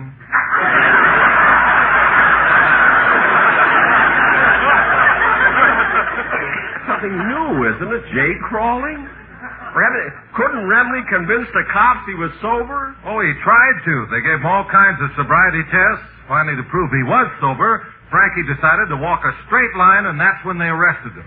Why? It was up the side of a building. I really ought to let him stay in and teach him a good lesson, but I need him for my show in San Francisco. All right, Bob, I'll lend you the money. But I wish you'd please tell Remley and the rest of the musicians... Jack, I have to cut it short. I'm phoning from a pay booth in Hollywood. A pay booth? Jack, you could only get your dime back, not his. Oh, yes. So long, Bob. So long. Who is that, Mr. Benny? Bob Crosby. What do you want? Well, Dennis, this is a personal call. It doesn't concern you or any member of my cast. Oh, I'm not a member of your cast. I'm with the Dodgers. What? You heard me. Cut that out. And, Dennis, I don't want to hear any more about you joining... Oh, for heaven's sake, there's the door again. I'll get it, boss. No, I better go. It's probably for me. Excuse me, kid. Yes? Are you Jack Benny? Yes. Your agent sent me over to audition for your show in San Francisco. I'm a singer. Oh. Well, come in, Miss... Charmaine Francois. Charmaine Francois? Oh, then you must have been born in France. No, Pismo Beach. Oh, then your parents were French. No, my mother's Spanish and my father's Norwegian. And how come they gave you a French name? When I was born, my head was shaped like the Eiffel Tower. Oh. Well, duck down a little and come in.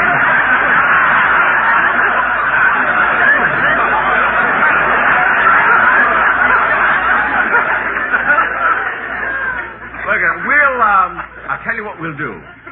We'll go into my study, and I'll give you an audition. Okay, but no funny business.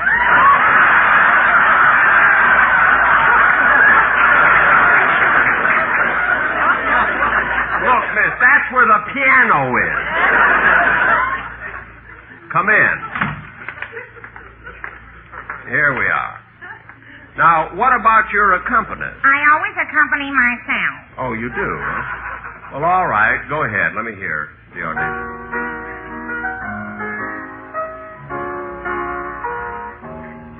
If you see my darling with somebody new, keep it a secret, whatever you do.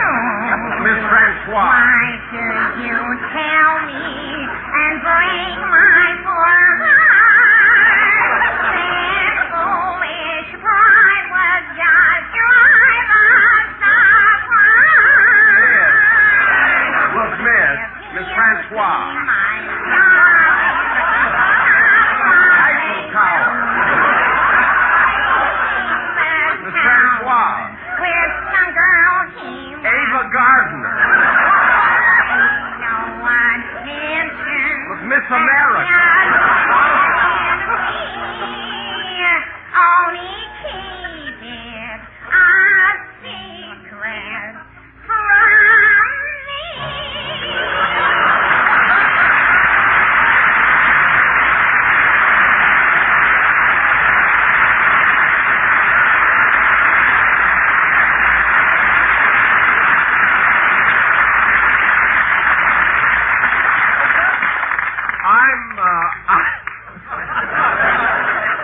I'm sorry, miss.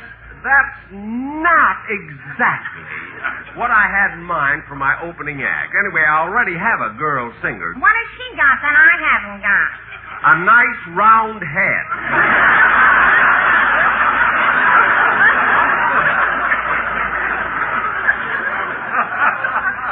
Now, Miss Francois, I'll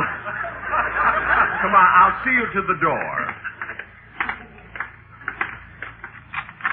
Goodbye, miss. It was nice meeting you. Likewise, I'm sure. Get away from me! Get away from me! Leave her alone, Bosco. I didn't give her the job. Oh, well, I'm sorry. Pardon me, miss.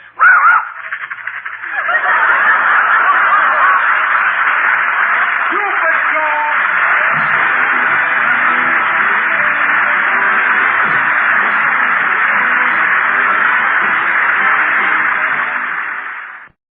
The Jack Benny Program, transcribed and presented by Lucky Strike. You know, friends, for real smoking enjoyment, nothing beats better taste. And Lucky tastes better. Cleaner, fresher, smoother. Lucky tastes better. Cleaner, fresher, smoother. For Lucky Strike means fine tobacco, richer tasting, fine tobacco. Lucky tastes better. Cleaner, fresher, smoother. Lucky Strike, Lucky Strike. this is Don Wilson with an important question. Is the cigarette you're smoking fresh? Really fresh? If it's a Lucky, I know it is. For Luckies are definitely fresher. Prove that to yourself. Light up a Lucky and see what a difference that freshness makes to your smoking enjoyment. Notice how much more you get from the cigarettes that taste better in every way. Not only fresher, but cleaner and smoother, too. Yes, Luckies do taste better because they're made of fine, light, naturally mild tobacco. They taste better because they're made better. Made round and firm and fully packed to draw freely and smoke evenly. And then, of course, Luckies taste better because they come to you fresh. They're even extra tightly sealed to keep that freshness in. So be happy. Go Lucky. For real smoking enjoyment, ask for Lucky Strike. Get the better taste you want in a cigarette and get it fresh. Lucky tastes better. Cleaner, fresher, smoother. Lucky Strike, Lucky Strike.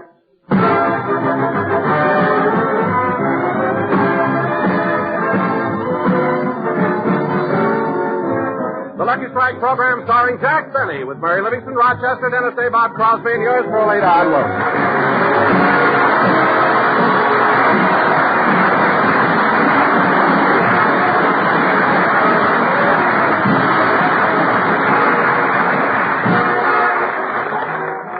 Ladies and gentlemen, right now, Jack Benny is in San Francisco, California, where he's making a personal appearance at the Kern Theater. So let's go backstage where we find Rochester in Jack's dressing room.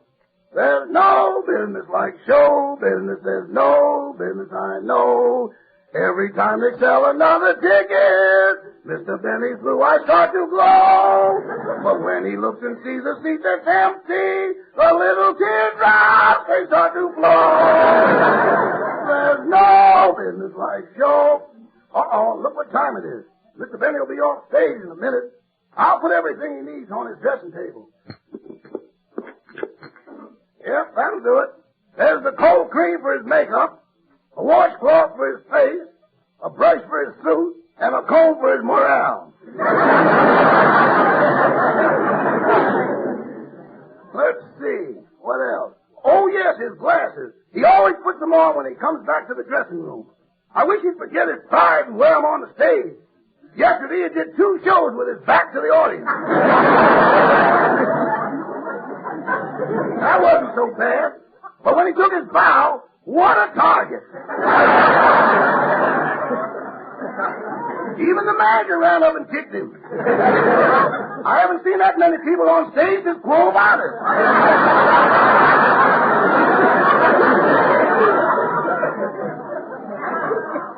Oh, well, I guess I better lay out a clean shirt for him.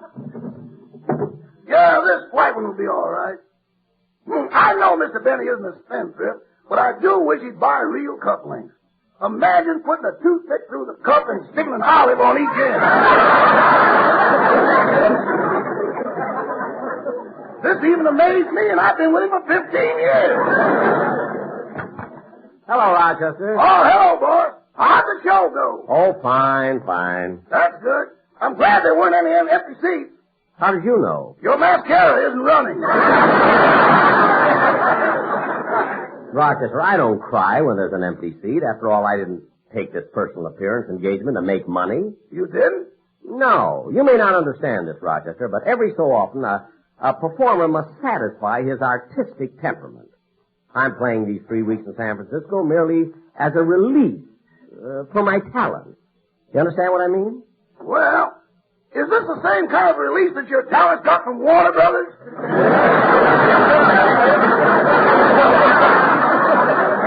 No, this is something different. By the way, Rochester, where are my slippers? Right here, boss. Well, don't just stand there pointing at them. Take them off. Thank you. Now, Rochester, please go out and get me a sandwich with a corned beef on rye. And don't forget the mustard and pickles. Okay, and I better bring back some olives, too. Olives, why? The pimento fell out of your cufflinks. All right, go get my sandwich. Yes, sir. See, I've got quite a while before I have to be back on stage. I think I'll freshen up my makeup. First, I better take this old stuff off. Now, let's see. Where is that jar? Oh, here it is. There, that ought to be enough. Hey, this stuff really takes the makeup off. And in that fancy jar, no one would ever guess it's Crisco.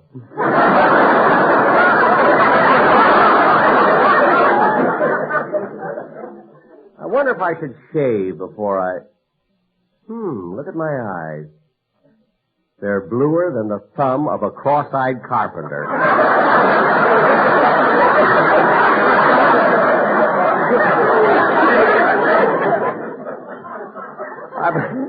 I better put on some more makeup instead of talking to myself all evening.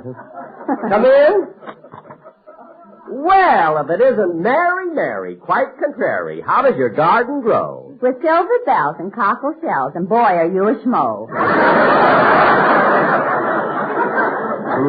Got any more poultry you want to throw my way? Never mind. But, Mary, did you catch my last performance? I caught more than that. Huh? I was in the front row when you took your bow. Here, put it back on your head. Oh, well, I'm glad you caught it this time. Yesterday, a lady brought it back and wanted me to autograph it. Jack, you mean she kept your toupee? She was a midget. She thought it was a mink stole.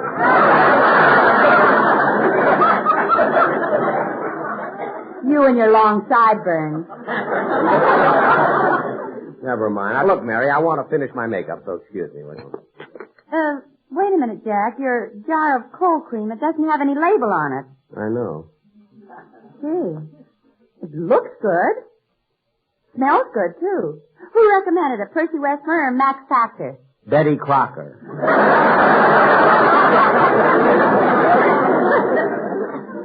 Betty Crocker? Uh-huh. But she tells you how to cook and fry and... Wait a minute. Let me smell that again.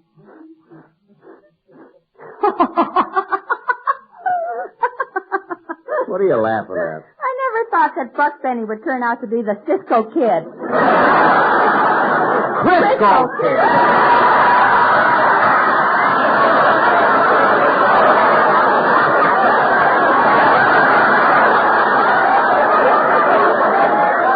She's even got it underlined.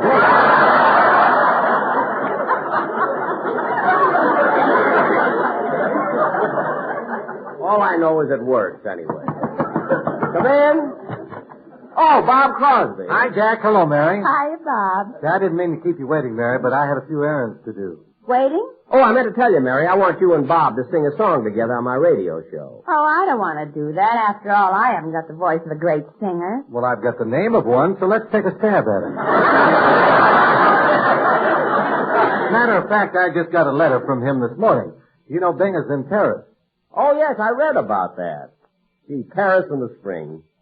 Gosh, how I'd like to be there. Say, Bob, wasn't it in Paris last year when Bing was taking a nap in the park and a French policeman arrested him there?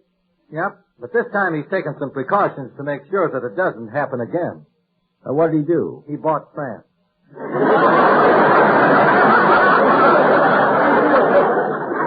He bought France? You're surprised, huh? I didn't think Maurice Chevalier would sell. Well, so much for international news. You know, kids, I'm really getting a kick out of doing a stage show here in San Francisco. It's nice to get away from... Excuse me. Hello? Here's your party. Go ahead, Hollywood. Hello, Jack. This is Don Wilson. Oh, what is it, Don? Jack, I have the most wonderful idea. I just had to call you. What is it, Don? Well, you know how the entire movie industry is so excited about these new three-dimensional pictures? Yes. Well, I have an idea for a 3D picture that's bound to be absolutely sensational. What is it? Well, the opening scene takes place on a tobacco plantation in Goldsboro, North Carolina. No. And the scene is so realistic, the people in the audience will think they're sitting right in a field of that light, that fine, that naturally mild tobacco. Continue. Don, you fascinate me. Now, this is going to be a musical. The Sportsman's Quartet comes out and sings a love song to a Lucky Strike cigarette. No kidding. Take it, fellas.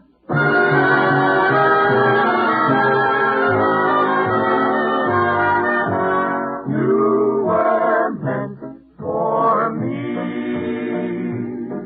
For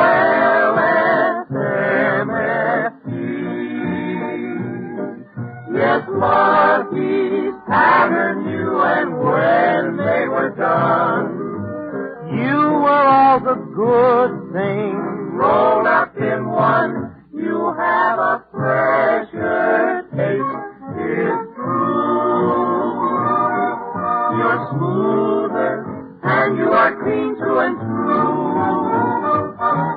So round and firm, so fully packed, they must have made you just for me.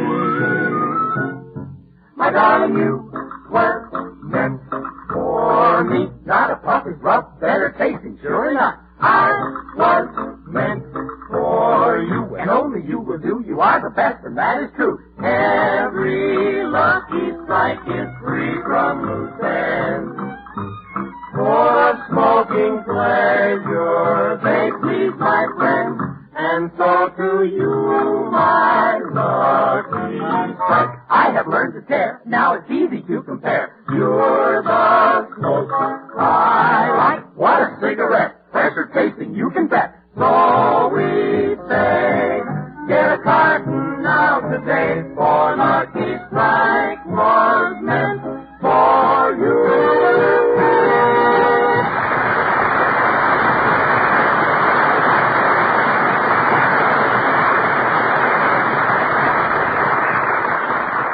Don, that sounds wonderful, but remember, with 3D pictures, you have to give everybody in the audience a pair of glasses. Not for this picture. We're going to give everybody an ashtray.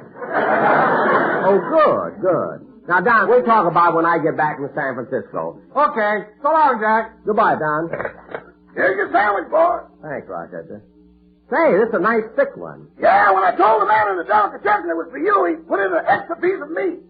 Gee, you must have liked me. Put in an extra piece of corned beef, huh? No ham.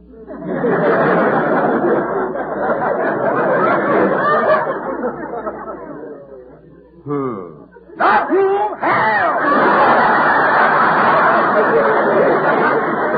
I heard. Would you like some more mustard on it? No, this is fine the way it is. See, that sandwich looks good. Sure does.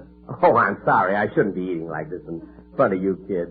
Oh, Rochester. You want me to run across the street and get some more sandwiches? No, see if there's an empty dressing room. I'll go and eat in there. Don't put yourself out, Jack. Come on, Mary. I'll take you to dinner. Okay, Bob, thanks. You can come along, too, Jack. No, thanks. I better stay here and relax. So long, kids. Bye, Jack. So long. Rochester, I'll have to get dressed pretty soon, so lay out my clothes, will you, please? Okay. I think that during my next show, there'll be some critics out front, so I want you to sneak out in the audience, and when I tell my jokes, laugh it up. Again? What do you mean, again? Rochester, I don't ask you to... Come in. Hello, Jack. Hello, Rochester. Well, Fred out.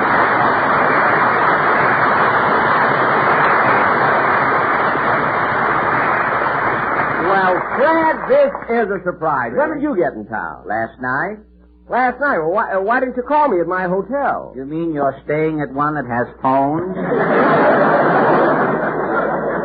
Well, no, but there's a candy store in the lobby that takes messages. Oh, I see. Gosh, it's good to see you, Fred. Tell me, what are you doing here in San Francisco? Well, Jack, I'm here on business. Business? Yes, you see, Portland needs a mink stole, and I've heard there's a midget here who wants to sell one. Oh, you were nearly as bad as Mary there, Fred.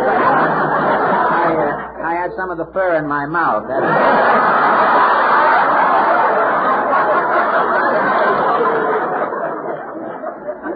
Say, boss, as long as Mr. Allen's in town, why don't you put him on your stage show? Well, thank you, Rochester, but I couldn't very well go out on the stage now. I haven't got any material.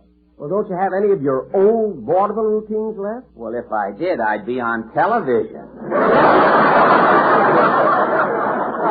It would be great if you could join me on my stage show, Fred. Well, I'd really love to, Jack, but I have to rush back to Hollywood.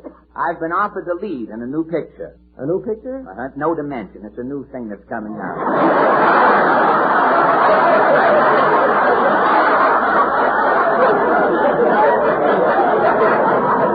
When it comes out, you don't dimension the whole thing. So far, that's better than what we've got written here. In this picture, Jack, I play the part of a test pilot in Los Angeles. I see. The picture is called Breaking the Smog Barrier. It's a shame you can't stay over, Fred, so we could appear together. It'd be like old times. Say, Mr. Benny, did you and Mr. Allen once do an act together in vaudeville? We sure did, Rochester. We had a lot of fun in those days. Oh, gosh. Remember, Jack, how we'd always celebrate with a big dinner at Lindy's every time we got a job? Yeah, we'd always get the best. Shrimp cocktail, turtle soup, chef salad, filet mignon, stuffed potatoes, strawberry shortcake. Then I'd top it all off with a big glass of Ovaltine. Ovaltine? Well, he wanted to be asleep when the check came.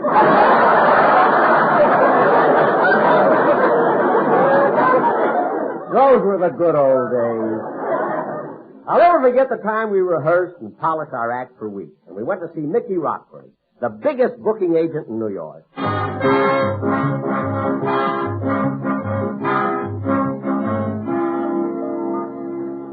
Come on, Fred. I think Mr. Rockford's office is down the hall.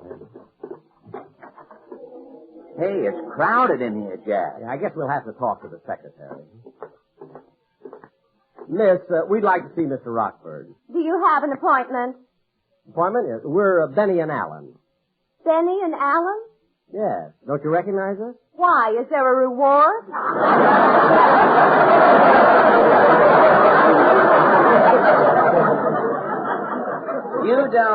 You don't understand, girlie. We do a vaudeville act. Really? Which one throws the fish? Say, that is clever.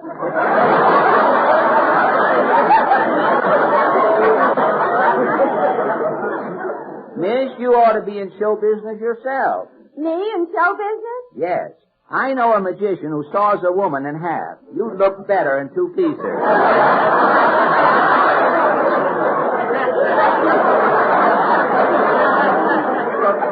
Take it easy, Fred. Look, miss, we don't want to argue. We just like to see our agent, Mr. Rockford. Well, first I'll need some information.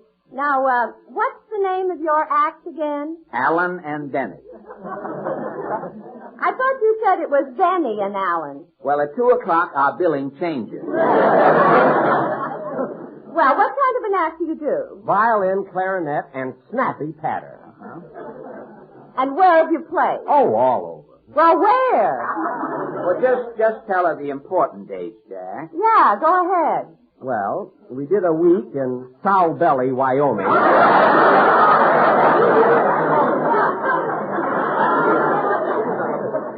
A week in Loose Tooth, Arizona. 3 days in Stagnant Water, New Mexico. And we also played the Palace here in New York. Sow Belly, Loose Tooth, Stagnant Water, and the Palace. Well, at least you worked your way up. No, we played the Palace first.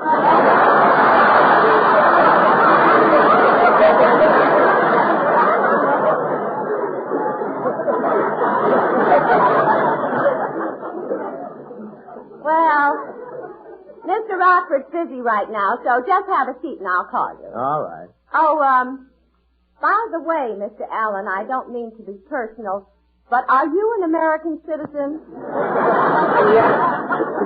Yes, I got these slant eyes from pulling off a tight derby. Come on, Fred, let's sit down. Okay. Yes? Yes. Oh, very well, Miss Rockford. Oh, boys, Mr. Rockford will see you now. Good, good. Come on, Fred, let's go in. Okay. Oh, come on in, fellas. Come on in. Close the door. Sit down. Thank you. Mr. Rockford, I'm Jack Benny. This is Fred Allen. That's right, Mr. Rockford. Remember, you booked our act in the Palace 7 years ago. Oh, yes. What business are you in now? Well, we're still in show business. Yes, and we thought you could book us. Please, fellas. Our new act is sensational. At least give us a chance, Mr. Rockford. Yes, all we need is one good break, you know. I gave you a break when I put you in Lowe's Flatbush. Some break. They opened with Fink's Mules, then Major Doty's Dogs came out, then Manny's Monkeys, then Power's Dancing Elephant. So what? Well, by the time we came out, we looked like the last two passengers on Noah's Ark. Well, look, boys, I'm very busy. Please, Mr. Rockford, just listen to our opening number. It'll only take a second. All right, but before you... Oh, excuse me. Here, come in.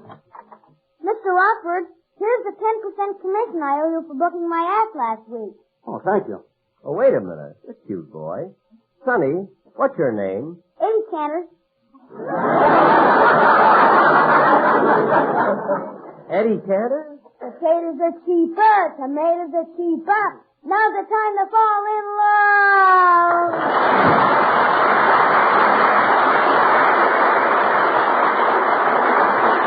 Mr. Rockford, how about listening to our new act? Oh, all right, if you insist. Ready with your clarinet, Fred? Ready. Okay. 1, 2.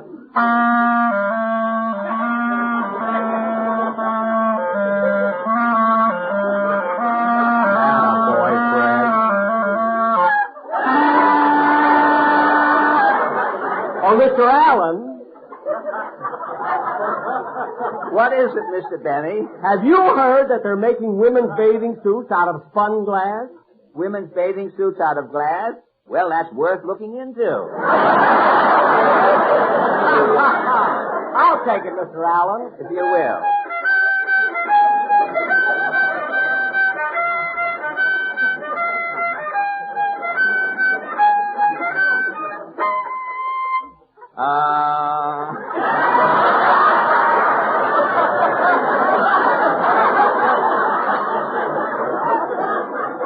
You know, Mr. Benny, Yes, Mr. Allen? Oh, pardon me. I love music. So do I. Music once saved my uncle's life. Well, how did music save your uncle's life? They played the Star-Spangled Banner just as he was sitting in the electric chair. Take it, Mr. Allen.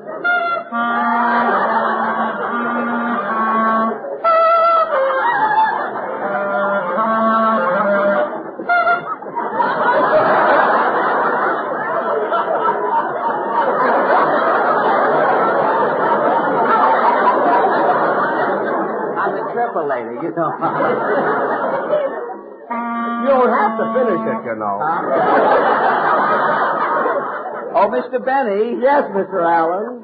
I want you to meet my new girl. Her name is Well Enough. Why do you call your girl Well Enough? Because I want the boys to leave Well Enough alone.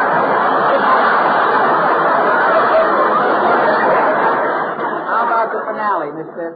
In unison? Oh,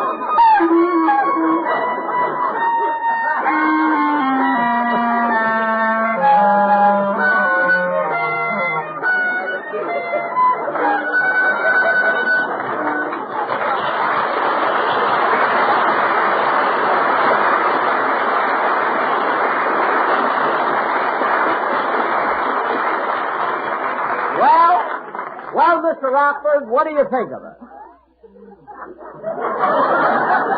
Wait till he gets his head out of the drawer. Maybe he's looking for a contract.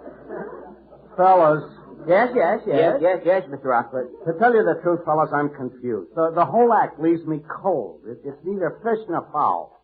Well, that's funny. The last agent we went to thought it was both. Well, Mr. Rockford, you mean you can't book us anywhere? Well, actually, I don't have a thing open for a double. Have either of you considered doing a single? What? And break up the act? Why, we've been together for years. You can't split Benny and Alan.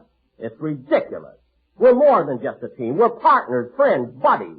Why, we'd rather starve than let anything come between us. Well, that's a shame because I've got an opening for a single in Scranton for $15 a week. I'll take it. Well, if that's the way you feel, I'll take it for $14 a week, Mr. Rockford. Wait, you'd steal a job away from your partner, your buddy, your friend? Some friend. What did you ever do for me? Why, you pup-eyed ingrate. For years, we've lived off my violin, my brains, my talent, my jokes. And my money. And listen, you miser. As for your violin playing, I have heard cleaner notes from a toothless Russian sipping borscht.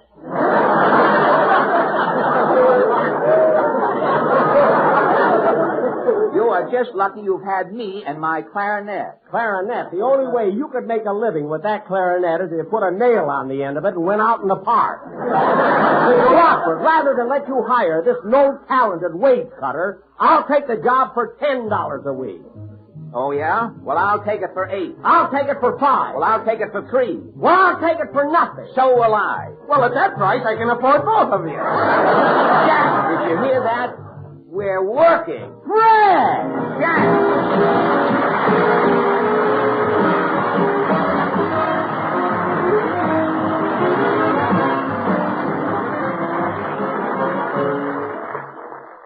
Ladies and gentlemen, our forests are among our most vital resources.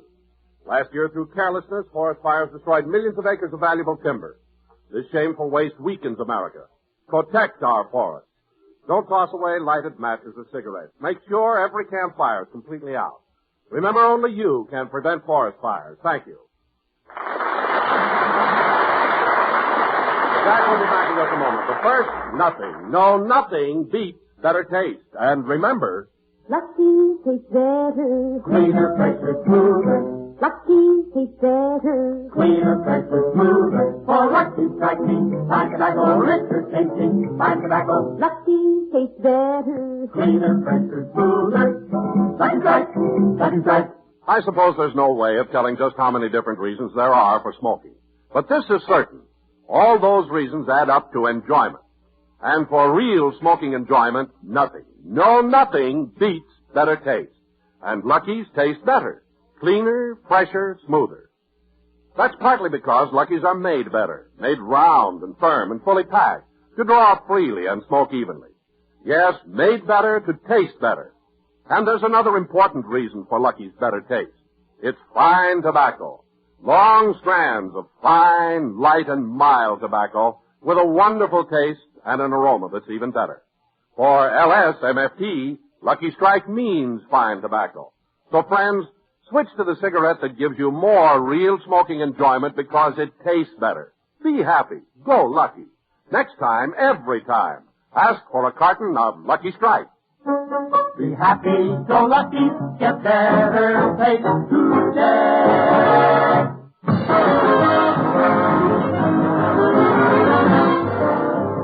Ladies and gentlemen, that concludes another program, and we'll be with you next week at the same time. And Fred, it was nice reminiscing. Oh, say, Jack, we forgot to tell him about the time we played in Burning Stump, Arkansas.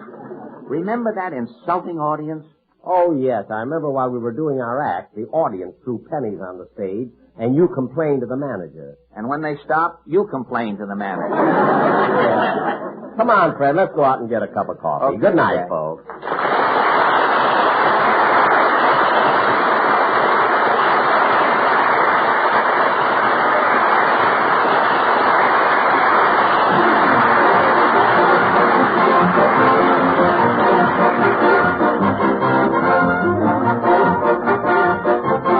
Jack Benny program is written by Sam Perrin, Milt Josephsberg, George Balzer, John Packaberry, and produced and transcribed by Hilliard Marks. Be sure to hear The American Way with Horace Height for Lucky Strike every Thursday over this same station. Consult your newspaper for the time. Jack Benny program is brought to you by Lucky Strike, product of the American Tobacco Company, America's leading manufacturer of cigarettes. Stay tuned now for the Amos and Andy Show, which follows immediately over most of these same stations. This is the CBS Radio Network.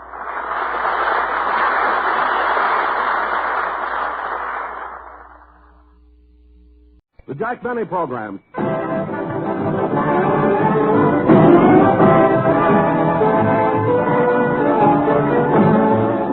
From San Francisco, California, starring Jack Benny with Barry Livingston, Rochester, Dennis Day, Bob Crosby, and yours truly, Don Wilson.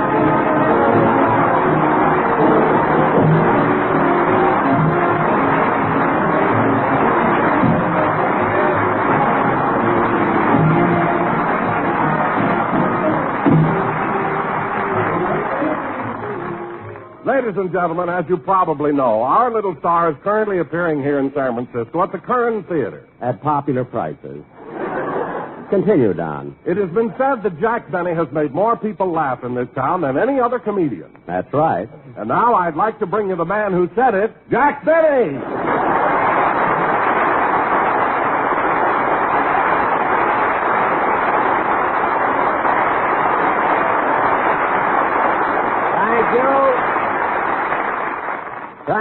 Thank you. Hello again, this is Jack Benny talking, and Don, considering that we're doing this show away from our hometown, I don't think that was much of an introduction. Frankly, Jack, I don't care what I say about you. What? You heard me. Why should I say nice things about a man who's going to fire me? For heaven's sakes, I'm not going to fire you. Then why did you buy me a one-way ticket to San Francisco?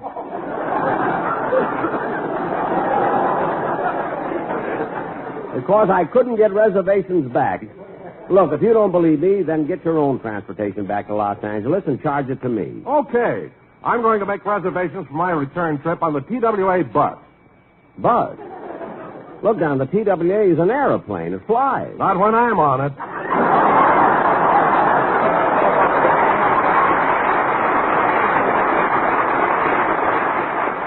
That's right, Don. When you're on a plane, it's a bus. When you're on a train, it's a subway.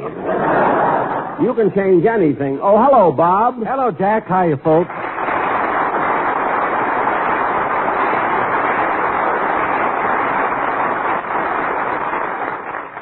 Say, I'm sorry I'm late, Jack, but I was writing a letter to my wife, and I didn't notice what time it was. Oh, that's all right, Bob. I sure missed the family. I was so lonely I felt like calling June and having her fly up here with all the kids.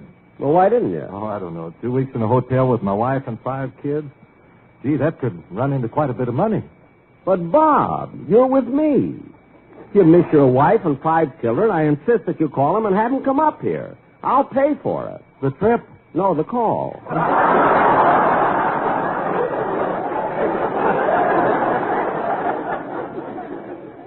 Anyway, if you're lonesome, Bob, occupy your time. Go around. See the sights. Oh, well, that's what I've been doing for the past few days with the boys in the band. Oh, good. Are the fellas getting a kick out of San Francisco? Yeah, but I think this town has Remley confused. Frankie, confused? Yeah. We were all walking along Market Street, and we came to the corner of Market and Powell, you know, where they turn the cable cars around. Oh, yes. I've seen those turntables. Remley took one look at it and yelled, "Hey, dig that crazy record player." No. Yeah. He stayed there for 5 days. He wasn't going to leave till they played Doggy in the Window. Remley wouldn't leave. What did you do? Well, we got the motorman to bark 3 times, and Frankie was happy. Well, that is one of the silliest things. Come in. Hello, Jack. Well, Giselle McKenzie.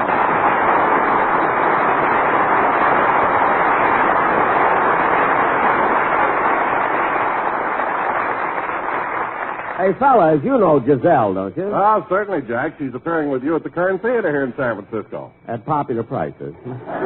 She's very good, too. Say, Jack, I just dropped in to see if you had that arrangement for the new number you want me to try on Saturday's matinee. Oh, my goodness, I forgot it. I'll tell you what, Giselle, I'll call my hotel and have Rochester bring the arrangement over to you. Well, I'll be at the theater. Tell him to call my dressing room before he comes.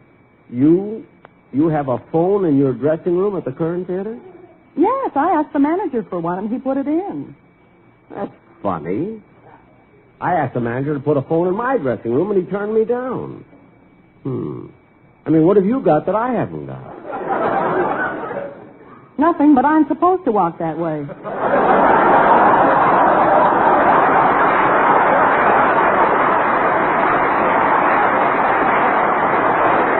All right. Well, look, I'll go out in the hall and call Rochester. There's a phone booth out there. I'll be right back. See, that Giselle is a cute girl. So pretty, too.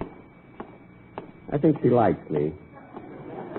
Last night after the show, she came into my dressing room and ran her fingers through my hair. Boy, was she surprised when I walked in and caught her doing it.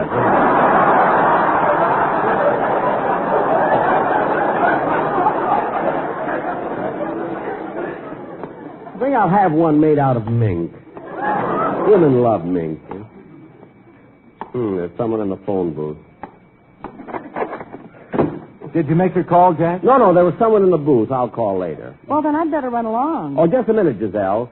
You don't think the audience here is going to let you get away without singing a song, do you? But, Jack, my contract with you calls for me to appear with you at the Curran Theater, not to sing on your radio show. Oh, you're mistaken, Giselle. You see, the contract specifies that you're to sing on my radio program, too. It's the last clause. Oh, so that's what the Chinese writing was.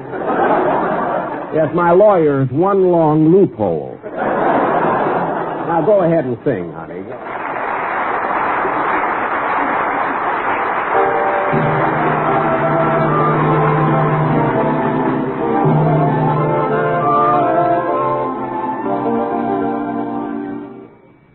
Pretend you're happy when you're blue.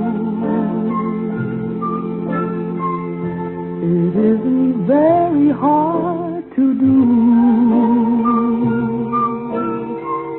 And you'll find happiness without an end whenever you pretend. Remember, anyone can dream, and nothing's bad as it may seem. The little things you haven't done could be a loss if you pretend. You'll find a love you can share, one you can call all your own. Just close your eyes, he'll be there. You'll never be alone. And if you sing this melody, you'll be pretending just like me. The world is mine, it can be yours, my friend. So why don't you pretend? You'll find a love you can share, one you can call all your own. Just close your eyes, he'll be there. You'll never be alone. And if you sing this melody, you'll be pretending just like me. The world is mine, it can be yours, my friend. So why don't you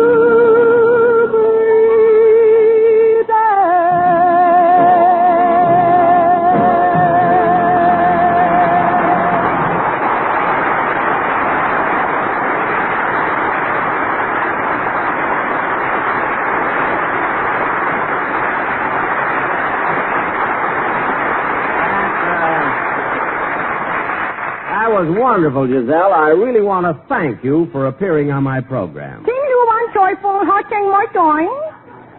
Oh, you want your money, eh? How do you like that? I just took a wild guess.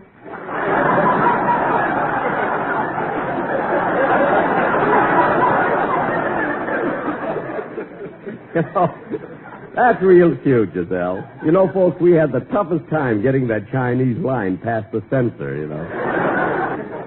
Anyway, oh, hello, Mary. Hello, Jack. Hi, kid.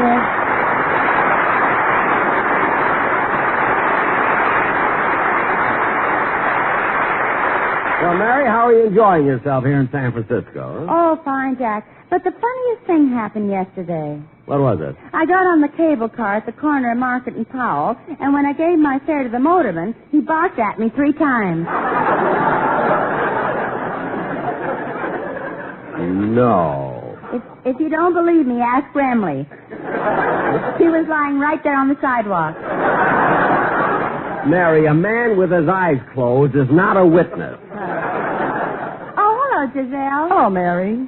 Giselle, have you been having a good time in San Francisco? Oh, a wonderful time, Mary. I've been everywhere. By the way, have you been up to the top of the mark yet? Well, Jack promised to take me up, but he still hasn't. No, I'm a little afraid to go up there. I get dizzy, you know. So high. Jack, it isn't. He's talking about the prices. Oh, stop. Say, Jack, when are you going to get me that musical arrangement you want me to rehearse? Oh, yes. Excuse me, kids. I'm going out and phone the hotel. When you say I beg your pardon, then I'll come back to you. When you ask me... Oh, good. There's no one in the phone booth. Now, let's see. What's the number of the Fairmont Hotel? Oh, yes. Douglas 28800.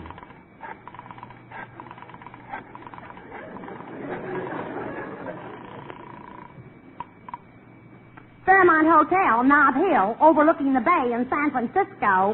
Operator, I'd like to speak to... Every room suited to your taste. Bachelor apartments, bridal suite, coffee shop, and spacious lobby. Operator, I'd like Elevator service, room service, tailor shop, jewelry shop, and radio in every room. Operator, I'd Also, writing paper, pen and ink, and combination writing desk that folds up into a dresser. Operator, will you please get me the Daily number... weekly rates, monthly rates, and travelers' checks cashed without question. Now, look, In San Francisco, the only place to live is a Fairmont Hotel, Nob Hill, overlooking the bay. Operator, I'm trying to get... I'm sorry, your 3 minutes are up. Goodbye.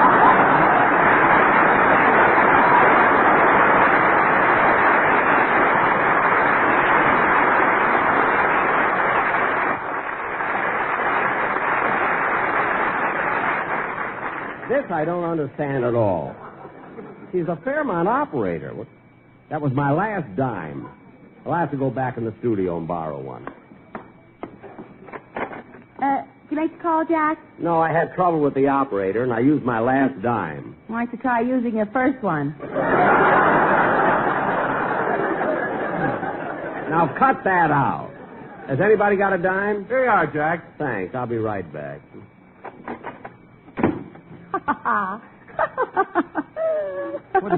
What are you laughing at, Mary? You know, Bob, Jack always has trouble wherever he goes. Well, I didn't know he had any trouble here in San Francisco. Oh, then you don't know what happened to him yesterday morning. No. Well, wait till you hear this.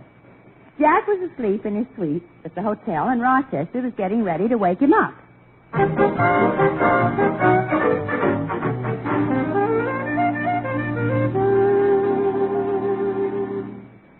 It's almost time for rehearsal. I better go in and wake the boss up.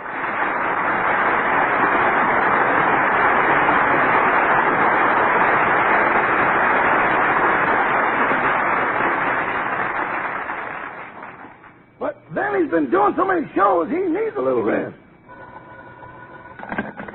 Hello, Mr. Benny's room. Star of stage, screen, radio, and television, but will work for anything that jingles, folds, or has a trade-in value. Who's calling? The hotel manager? I know this is a classy hotel. I know it has a nice clientele. Okay, I'll tell him. Doggone, Mr. Bennett's just got to stop hanging his laundry out the window. I don't mind in the winter, but in the spring, that long underwear looks ridiculous. Uh-oh, look what time it is. I better wake him up.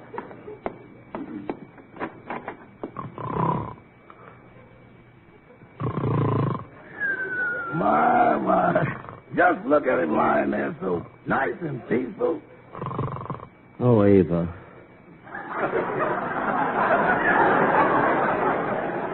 Kiss me, Ava. Come here, Alana. Let me put my arms around you. Come here, Marilyn. Kiss me. What a man. He lives like a lamb and dreams like a wolf.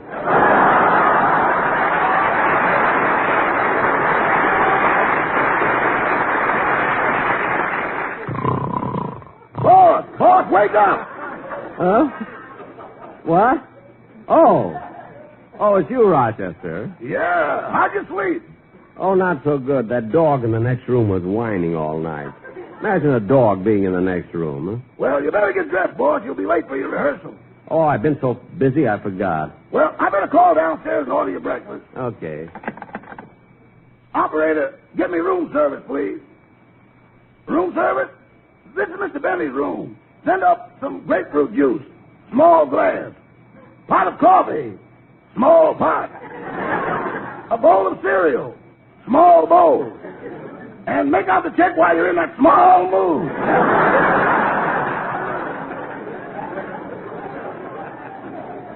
And you better send up a couple of fried eggs. That's right.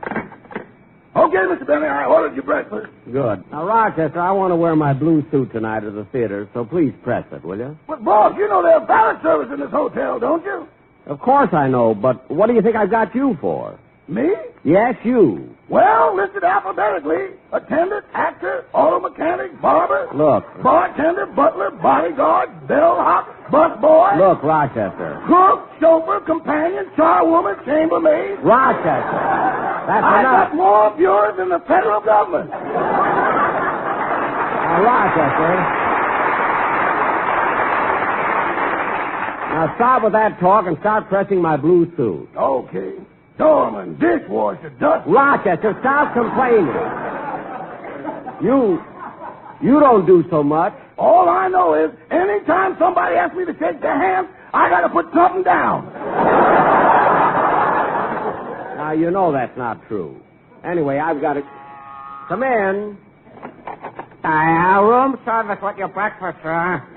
Oh, good. Put it right here.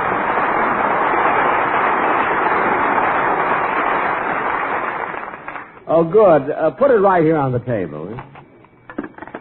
Gee, it looks good, and I'm really hungry. There you are, sir. Here's the check. Oh. Now, let's see. What? $1.40? Why, that's outrageous. Want me to call your lawyer? No, one long loophole is out of town. Waiter, how in the world could this be $1.40? Let's see, 35 cents for orange juice. Isn't that awfully high? Well, you see, sir, we don't grow oranges here. They come from Florida. So what? I don't have to pay for their vacation. Well, I'm just a waiter, sir. I don't have anything to do with the prices. Now, look at this. 2 eggs, 60 cents. You realize that's 30 cents an egg? Yes, sir. 30 cents for one little egg. What's in an egg that could make it worth 30 cents? Well, it's a whole day's work for a chicken.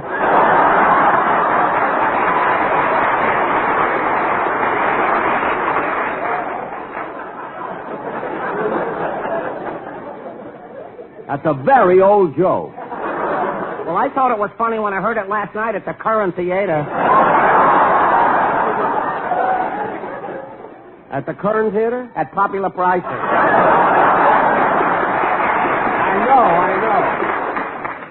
know. Now, let's see. 20 cents for a pot of coffee. Well, that's all right. Hey, what's that extra quarter for? Well, that's a 25-cent charge for serving meals in the rooms. Oh, well, open the door. I'll eat it out in the hall. But that won't help, sir. All right. Darn, I didn't order anything to have with my coffee. Waiter, what would you suggest? Well, we have donuts, Spanish pastry, French toast, and Cimarron rolls.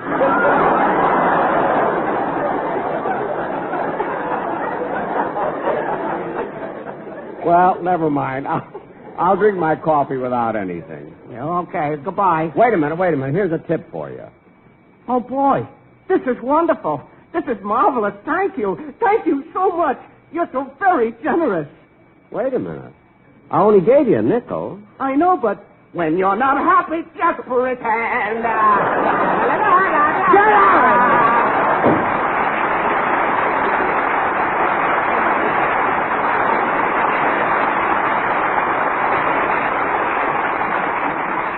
What a silly guy. Now, Rochester, let's get... I wonder what he forgot. Come in. Hello, Jack. Oh, Mary, I thought you were the waiter. I didn't expect to see you at a rehearsal. Well, I came over because I wanted to see you alone. Why, anything wrong? Not exactly, but I was looking at the script for Sunday's program. And, Jack, I wish you'd tell your writers to stop writing things about my sister Babe. She's sensitive. But, Mary... Like the thing they've got in this script. I'm supposed to say that it takes Babe longer to make up her face because she has to powder her noses. But, Mary, it's just a joke. If they want a joke, let them make up something.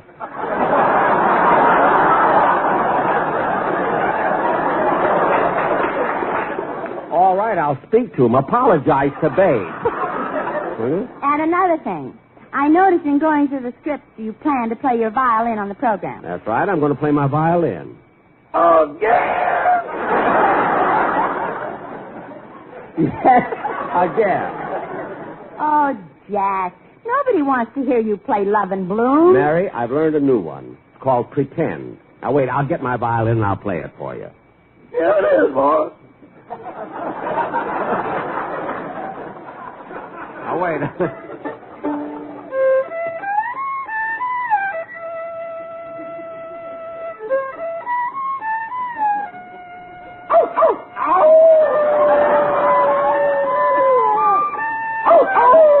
There's that dog again.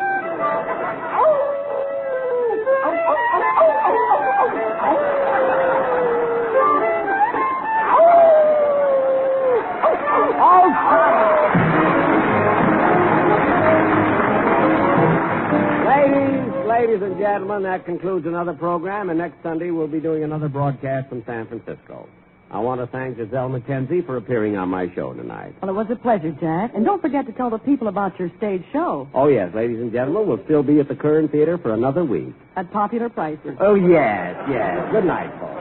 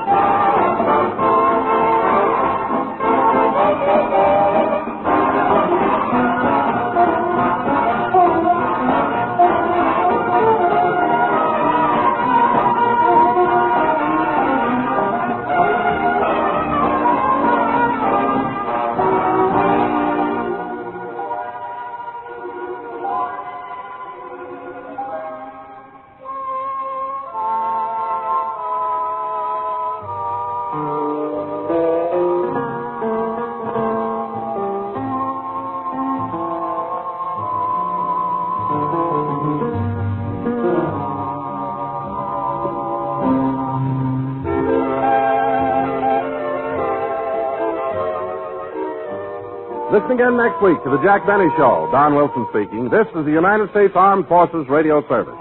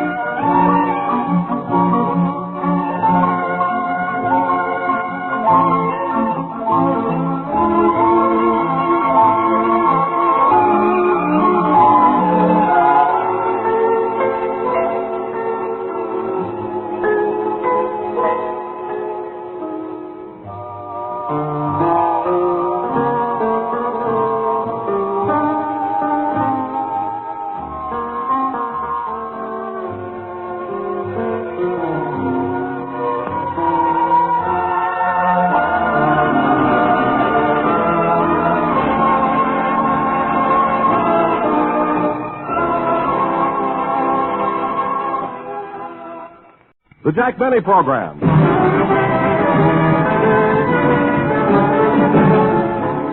From the Marine Memorial Theater in San Francisco, California, I'm Jack Benny, with Mary Livingston, Rochester, Dennis A. Bob Crosby, and yours truly, Don Wilson.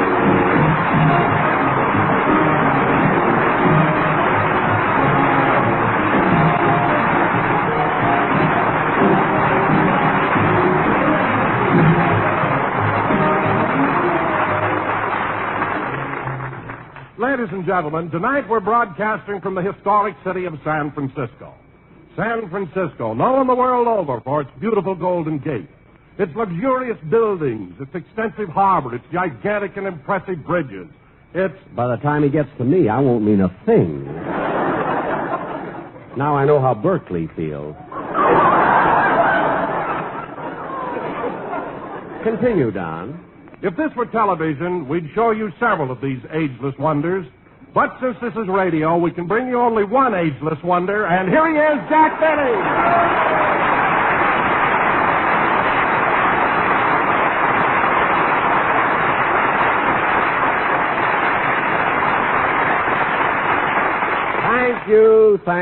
Thank you. I've only got 2 thank yous written here, but I say it 3 times. Hello again, this is Jack Benny talking, and Don, I'm not going to bore you out for that introduction. Not that it wasn't clever, but every time someone jokes about my age, it starts a long controversy. Controversy? Yes, I'm 39, and nobody can prove differently. Well, I don't believe you're 39, and I'm going to check with the doctor who delivered you. Well, you can forget it, Don. He died in 1900.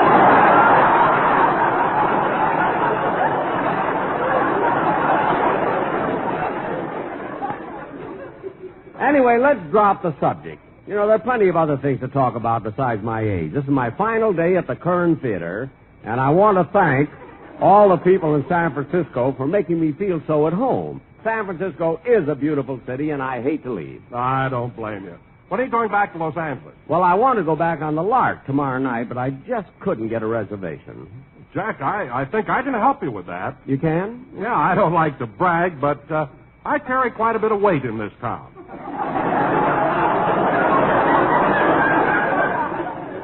Well, Don, would you mind repeating that? I said I carry quite a bit of weight in this town. Don, you carry so much... No, I won't say it. I won't say it. I've been doing good business at the Kern Theater. Why spoil it, you know?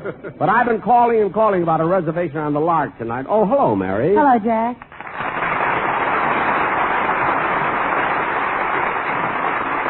Mary, I don't know what's come over me, but I've never seen you look so pretty before. I don't know, your complexion so clear, your cheeks so rosy. Have you got on your new makeup? No, you've got on your new glasses. Oh, yes. And Mary, I had these glasses made especially for San Francisco. Look at them. Well, I don't see anything different. Look closer. Well, I'll be darned. Windshield wipers. Yes, sir. Not only that, press the little button on the bridge of my glasses. Holy smoke, built-in fog lights. Yes, sir. There's nothing like... Mary, what are you sticking your finger in my ear for? I'm checking your oil. Oh, stop being silly. Huh? Well, Mary, we'll soon be leaving San Francisco. Did you have a good time here? Oh, just wonderful, Don. There's so much to do and so much to see. Yeah, I get a kick out of everything. Even the little things like the cable cars, you know? What's so funny, Mary? Well, I'm laughing at Jack talking about cable cars. I saw him yesterday morning on Powell Street. What happened? Well, when he thought no one was looking, he walked out in the middle of the street, stuck his finger in the slot, hooked it around the cable, and got hooked up the hill for nothing.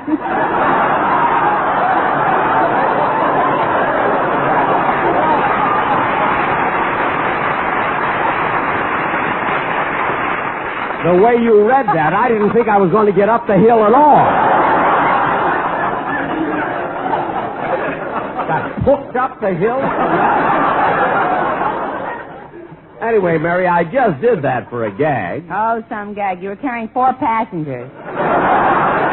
Only 3 counted. 1 had a transfer.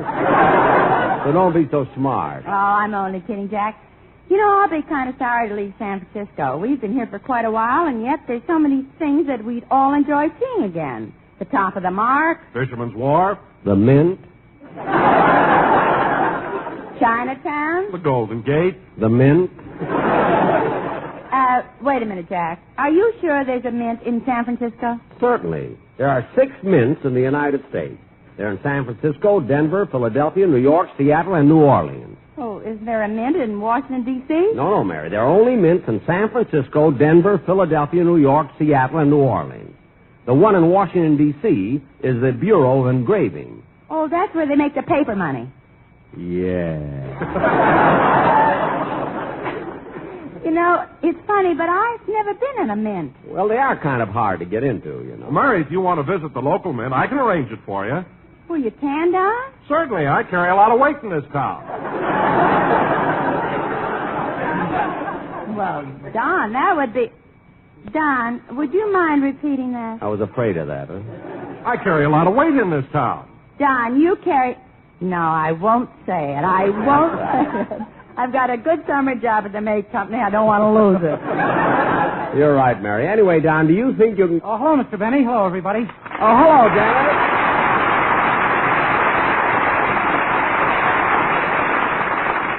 Dennis, I want to welcome you back to the program. We missed you last week. Well, thanks. How come you weren't on the show last week, Dennis? Oh, I was sick. Oh, yes, I received your telegram. But you never did mention what was wrong with you. Oh, I felt awful. I had to have the doctor and everything. I had chills and fever and temperature and butterflies in my stomach. No kidding. What'd the doctor do? Well, he told me to stop eating butterflies.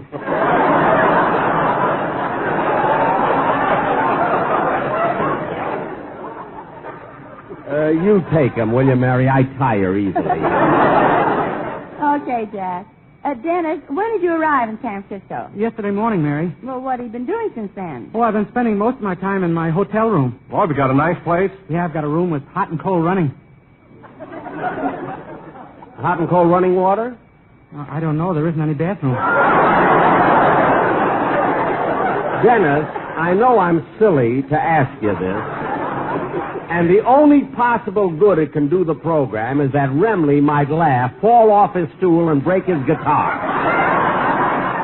But I'm going to ask it anyway. Yes, sir. First of all, though I want to be sure of my facts, your hotel room has no water, no bathroom. That's right. Well, what do you do when you need a bath? Keep away from people.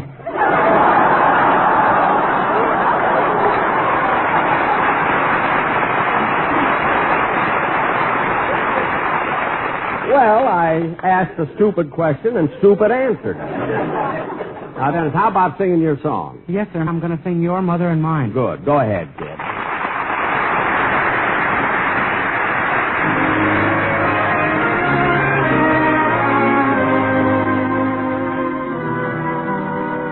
The angel voice that bid you good night kisses your cheek, whispers sleep tight. Your mother and mine. Your mother and mine. The helping hand that guides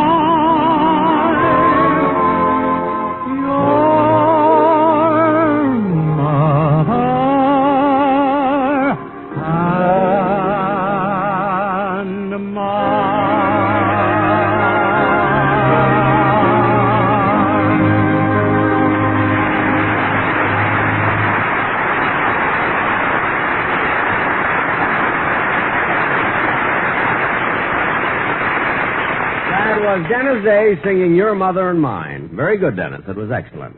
And now, ladies and I gentlemen... thought several of my notes were flat. No, Dennis. They were fine.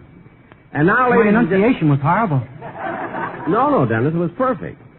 And now, I thought my phrasing was lousy. Dennis, why do you run yourself down like that? When you're loaded with talent, you have to be modest.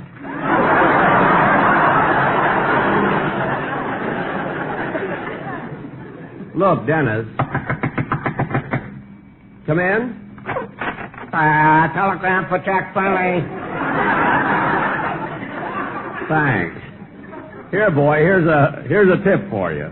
Oh, boy, a nickel. Now I can go to the top of the mark and have coffee and Cimarron rolls.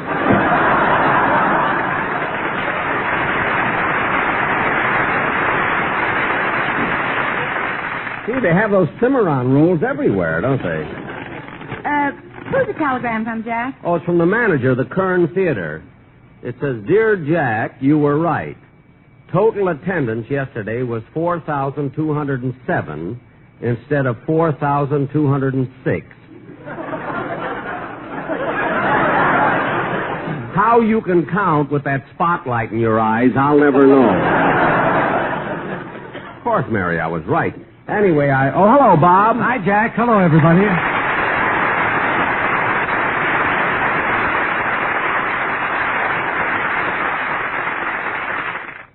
Well, Bob, our visit to San Francisco is about over. I suppose you'll be glad getting back home to your wife and children, huh? Yes, Jack, but I'll kind of hate to leave.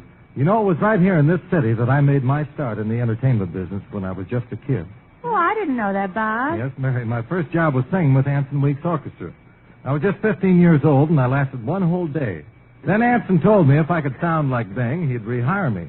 So the next day I was back auditioning for him. I sang all of Bing's big hits like Blue of the Night, Please, I Surrender, Dear, White Christmas, When the Swallows... Wait a minute, Bob. You couldn't have sung White Christmas. It wasn't written then. Well, I know, but I was desperate. Did you get the job? No, I had a tough break, Mary. Right in the middle of the audition, my voice changed. Gee, that's a coincidence. When I was 15, my voice changed, too. Really, Dennis? Yeah, it got higher.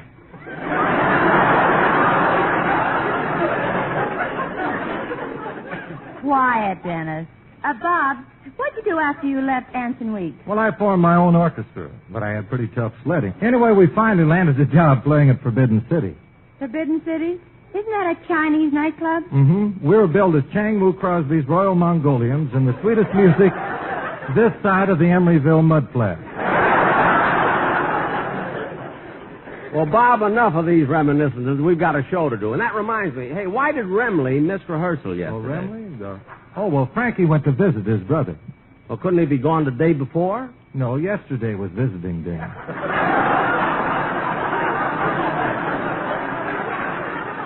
Oh, Remley's brother's in San Quentin, huh? No, Alcatraz. What'd he do? Nothing. He's just Remley's brother. They'll get you on that every time. You know, Jack, I'd like to visit Alcatraz sometime. Well, Bob, very few tourists get to see it. You know? Wait a minute, Bob, wait a minute. If you'd like me to arrange a sightseeing tour of Alcatraz for you, I can do it. Really, Don? Certainly. I carry a lot of weight in this town. Don, I don't want to hear any more about how much weight you carry in this town. If I hear that once more, I'll... Come in. Mr. Benny? Yes? I'm Mr. Jones of Southern Pacific Railway. Oh, yes. You finally get reservation for me on the Lark to Los Angeles for tomorrow night? No, sir, I'm sorry, but the best I can do is to get your reservations on Friday. Gee, I can't see why the train should be so crowded tomorrow night. There are 16 cars in that train, aren't there? Yes, sir, but only 2 of the cars are carrying passengers. Only 2? What are the other 14 cars for? They're taking back the money you made up here.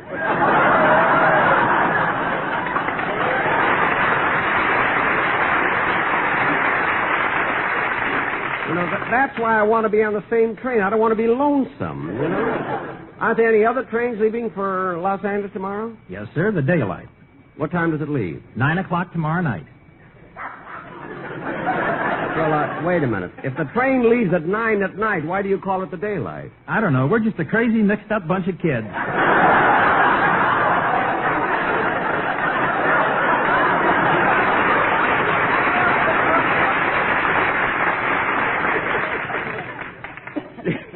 I wish I could get on tomorrow's lark. I'm sorry I couldn't arrange that for you, Mr. Benny, but I do have some good news for you.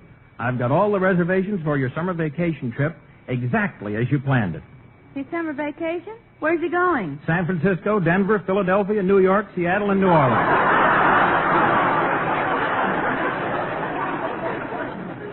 And, Mr. Jones, have my trip end in Washington, D.C. I want to see them print some, too. Goodbye, Mr. Jones. Goodbye. Goodbye, Mr. Balzer.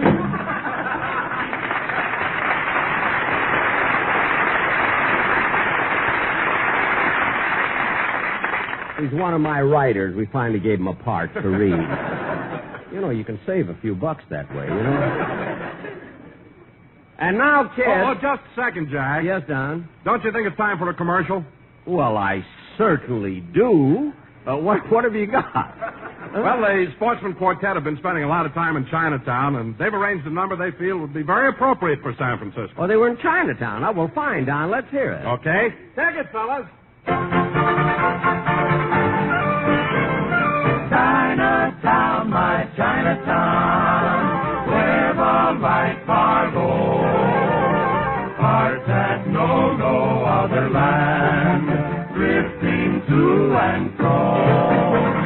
Dreamy, dreamy Chinatown, almond eyes of brown, hearts seem light and life is bright in dreamy Chinatown.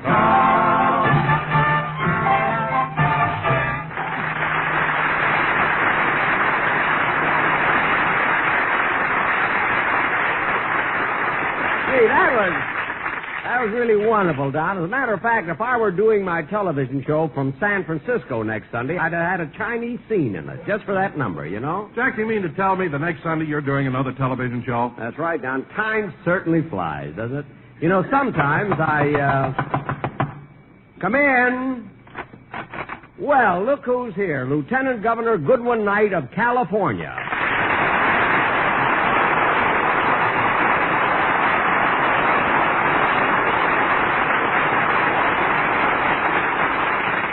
Hello, Jack. Governor, this is a great pleasure having you visit us on our radio show. Thank you, Jack, but I'm really here at the request of Governor Earl Warren. Gosh, Governor Warren, what a coincidence. You know, the last time I did a show in San Francisco 7 years ago, he was my guest star. I know, but that's why he sent me here. You haven't paid him yet. Paid him? Why, I was sure I sent him a check. Oh, Jack, I was only joking. Governor Warren got your check and decided to keep it as a souvenir. He had it framed and keeps it in his office. But how could he get my check back after he cashed it? Oh, he didn't cash it. Good.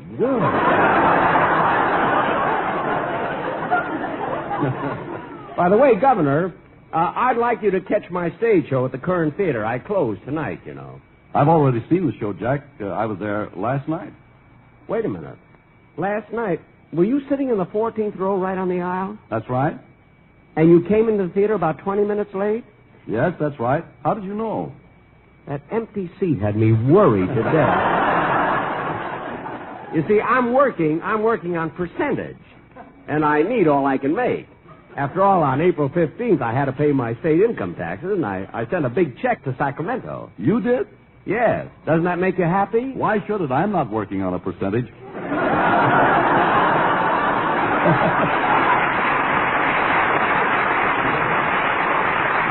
You're not, eh? Well, you ought to get a different agent. Well, Jack, just a minute, please. What is it, Bob? Well, excuse me, but I'd like to ask the governor something. Well, go ahead. Well, it's confidential, Governor. Do you mind if I whisper it in your ear? No, not at all. Well, Governor, I was... I'm sorry, Bob. Tell Remley I couldn't help his brother. That's a federal prison.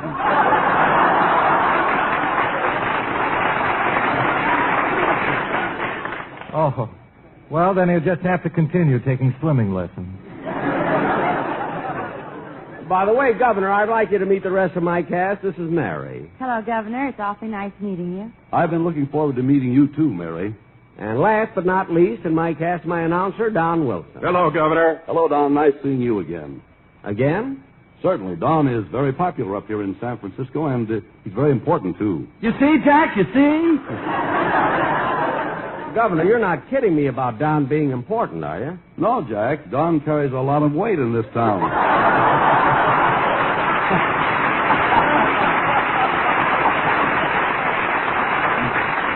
He does? Yeah, especially around the Bay Area.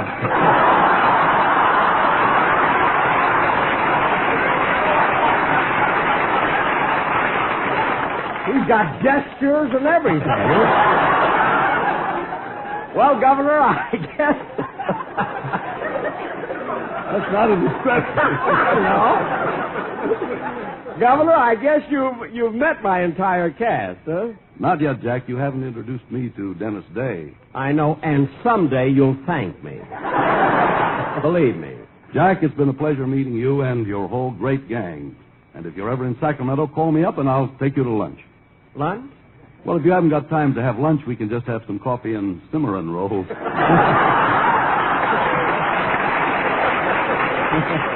Yes, we will. Well, goodbye, Governor, and thanks for dropping in. Goodbye, Jack.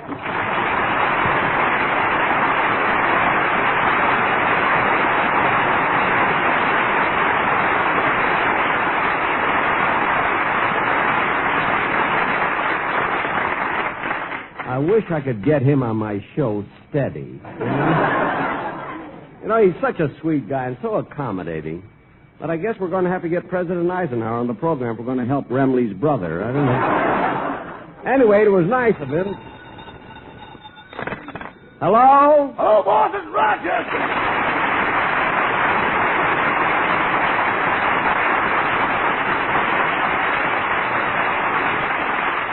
Rochester, I've been trying to reach you all day. Where are you? I'm in Sausalito. Sausalito? What are you doing there? Nothing. Nothing? That's the main industry here. What? They got so much of it, they export it. Oh, you mean things are kind of quiet over there? Quiet? They just arrested a silkworm for disturbing the peace. Now, wait a minute, Rochester. I didn't give you permission to go over there. I know, boss, but I had a couple of spare hours on my hands. Uh-huh. And I was kind of lonesome. Yeah? And then I remembered I knew a girl over here in Sausalito. All right, so what happened? Main industry, nothing.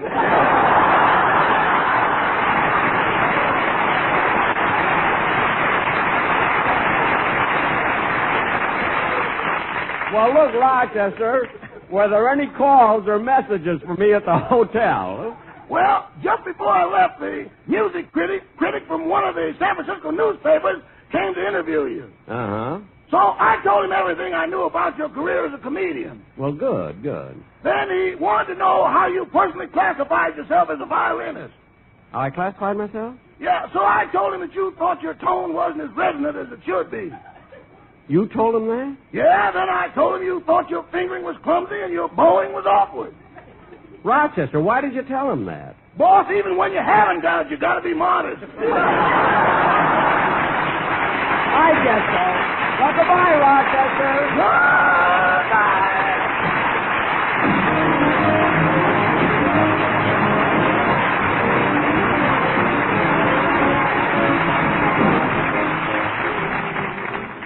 Ladies and gentlemen, I want to thank all of the people of San Francisco for being so nice to me. I want to thank Lieutenant Governor Goodwin Knight for appearing on my show. Oh, Mr. Benny, I'm mad at you for not introducing me to Governor Knight. Why? What a great team we'd make, night and day. Good night, everybody. Good day. Listen again next week to the Jack Benny Show. Don Wilson speaking. This is the United States Armed Forces Radio Service.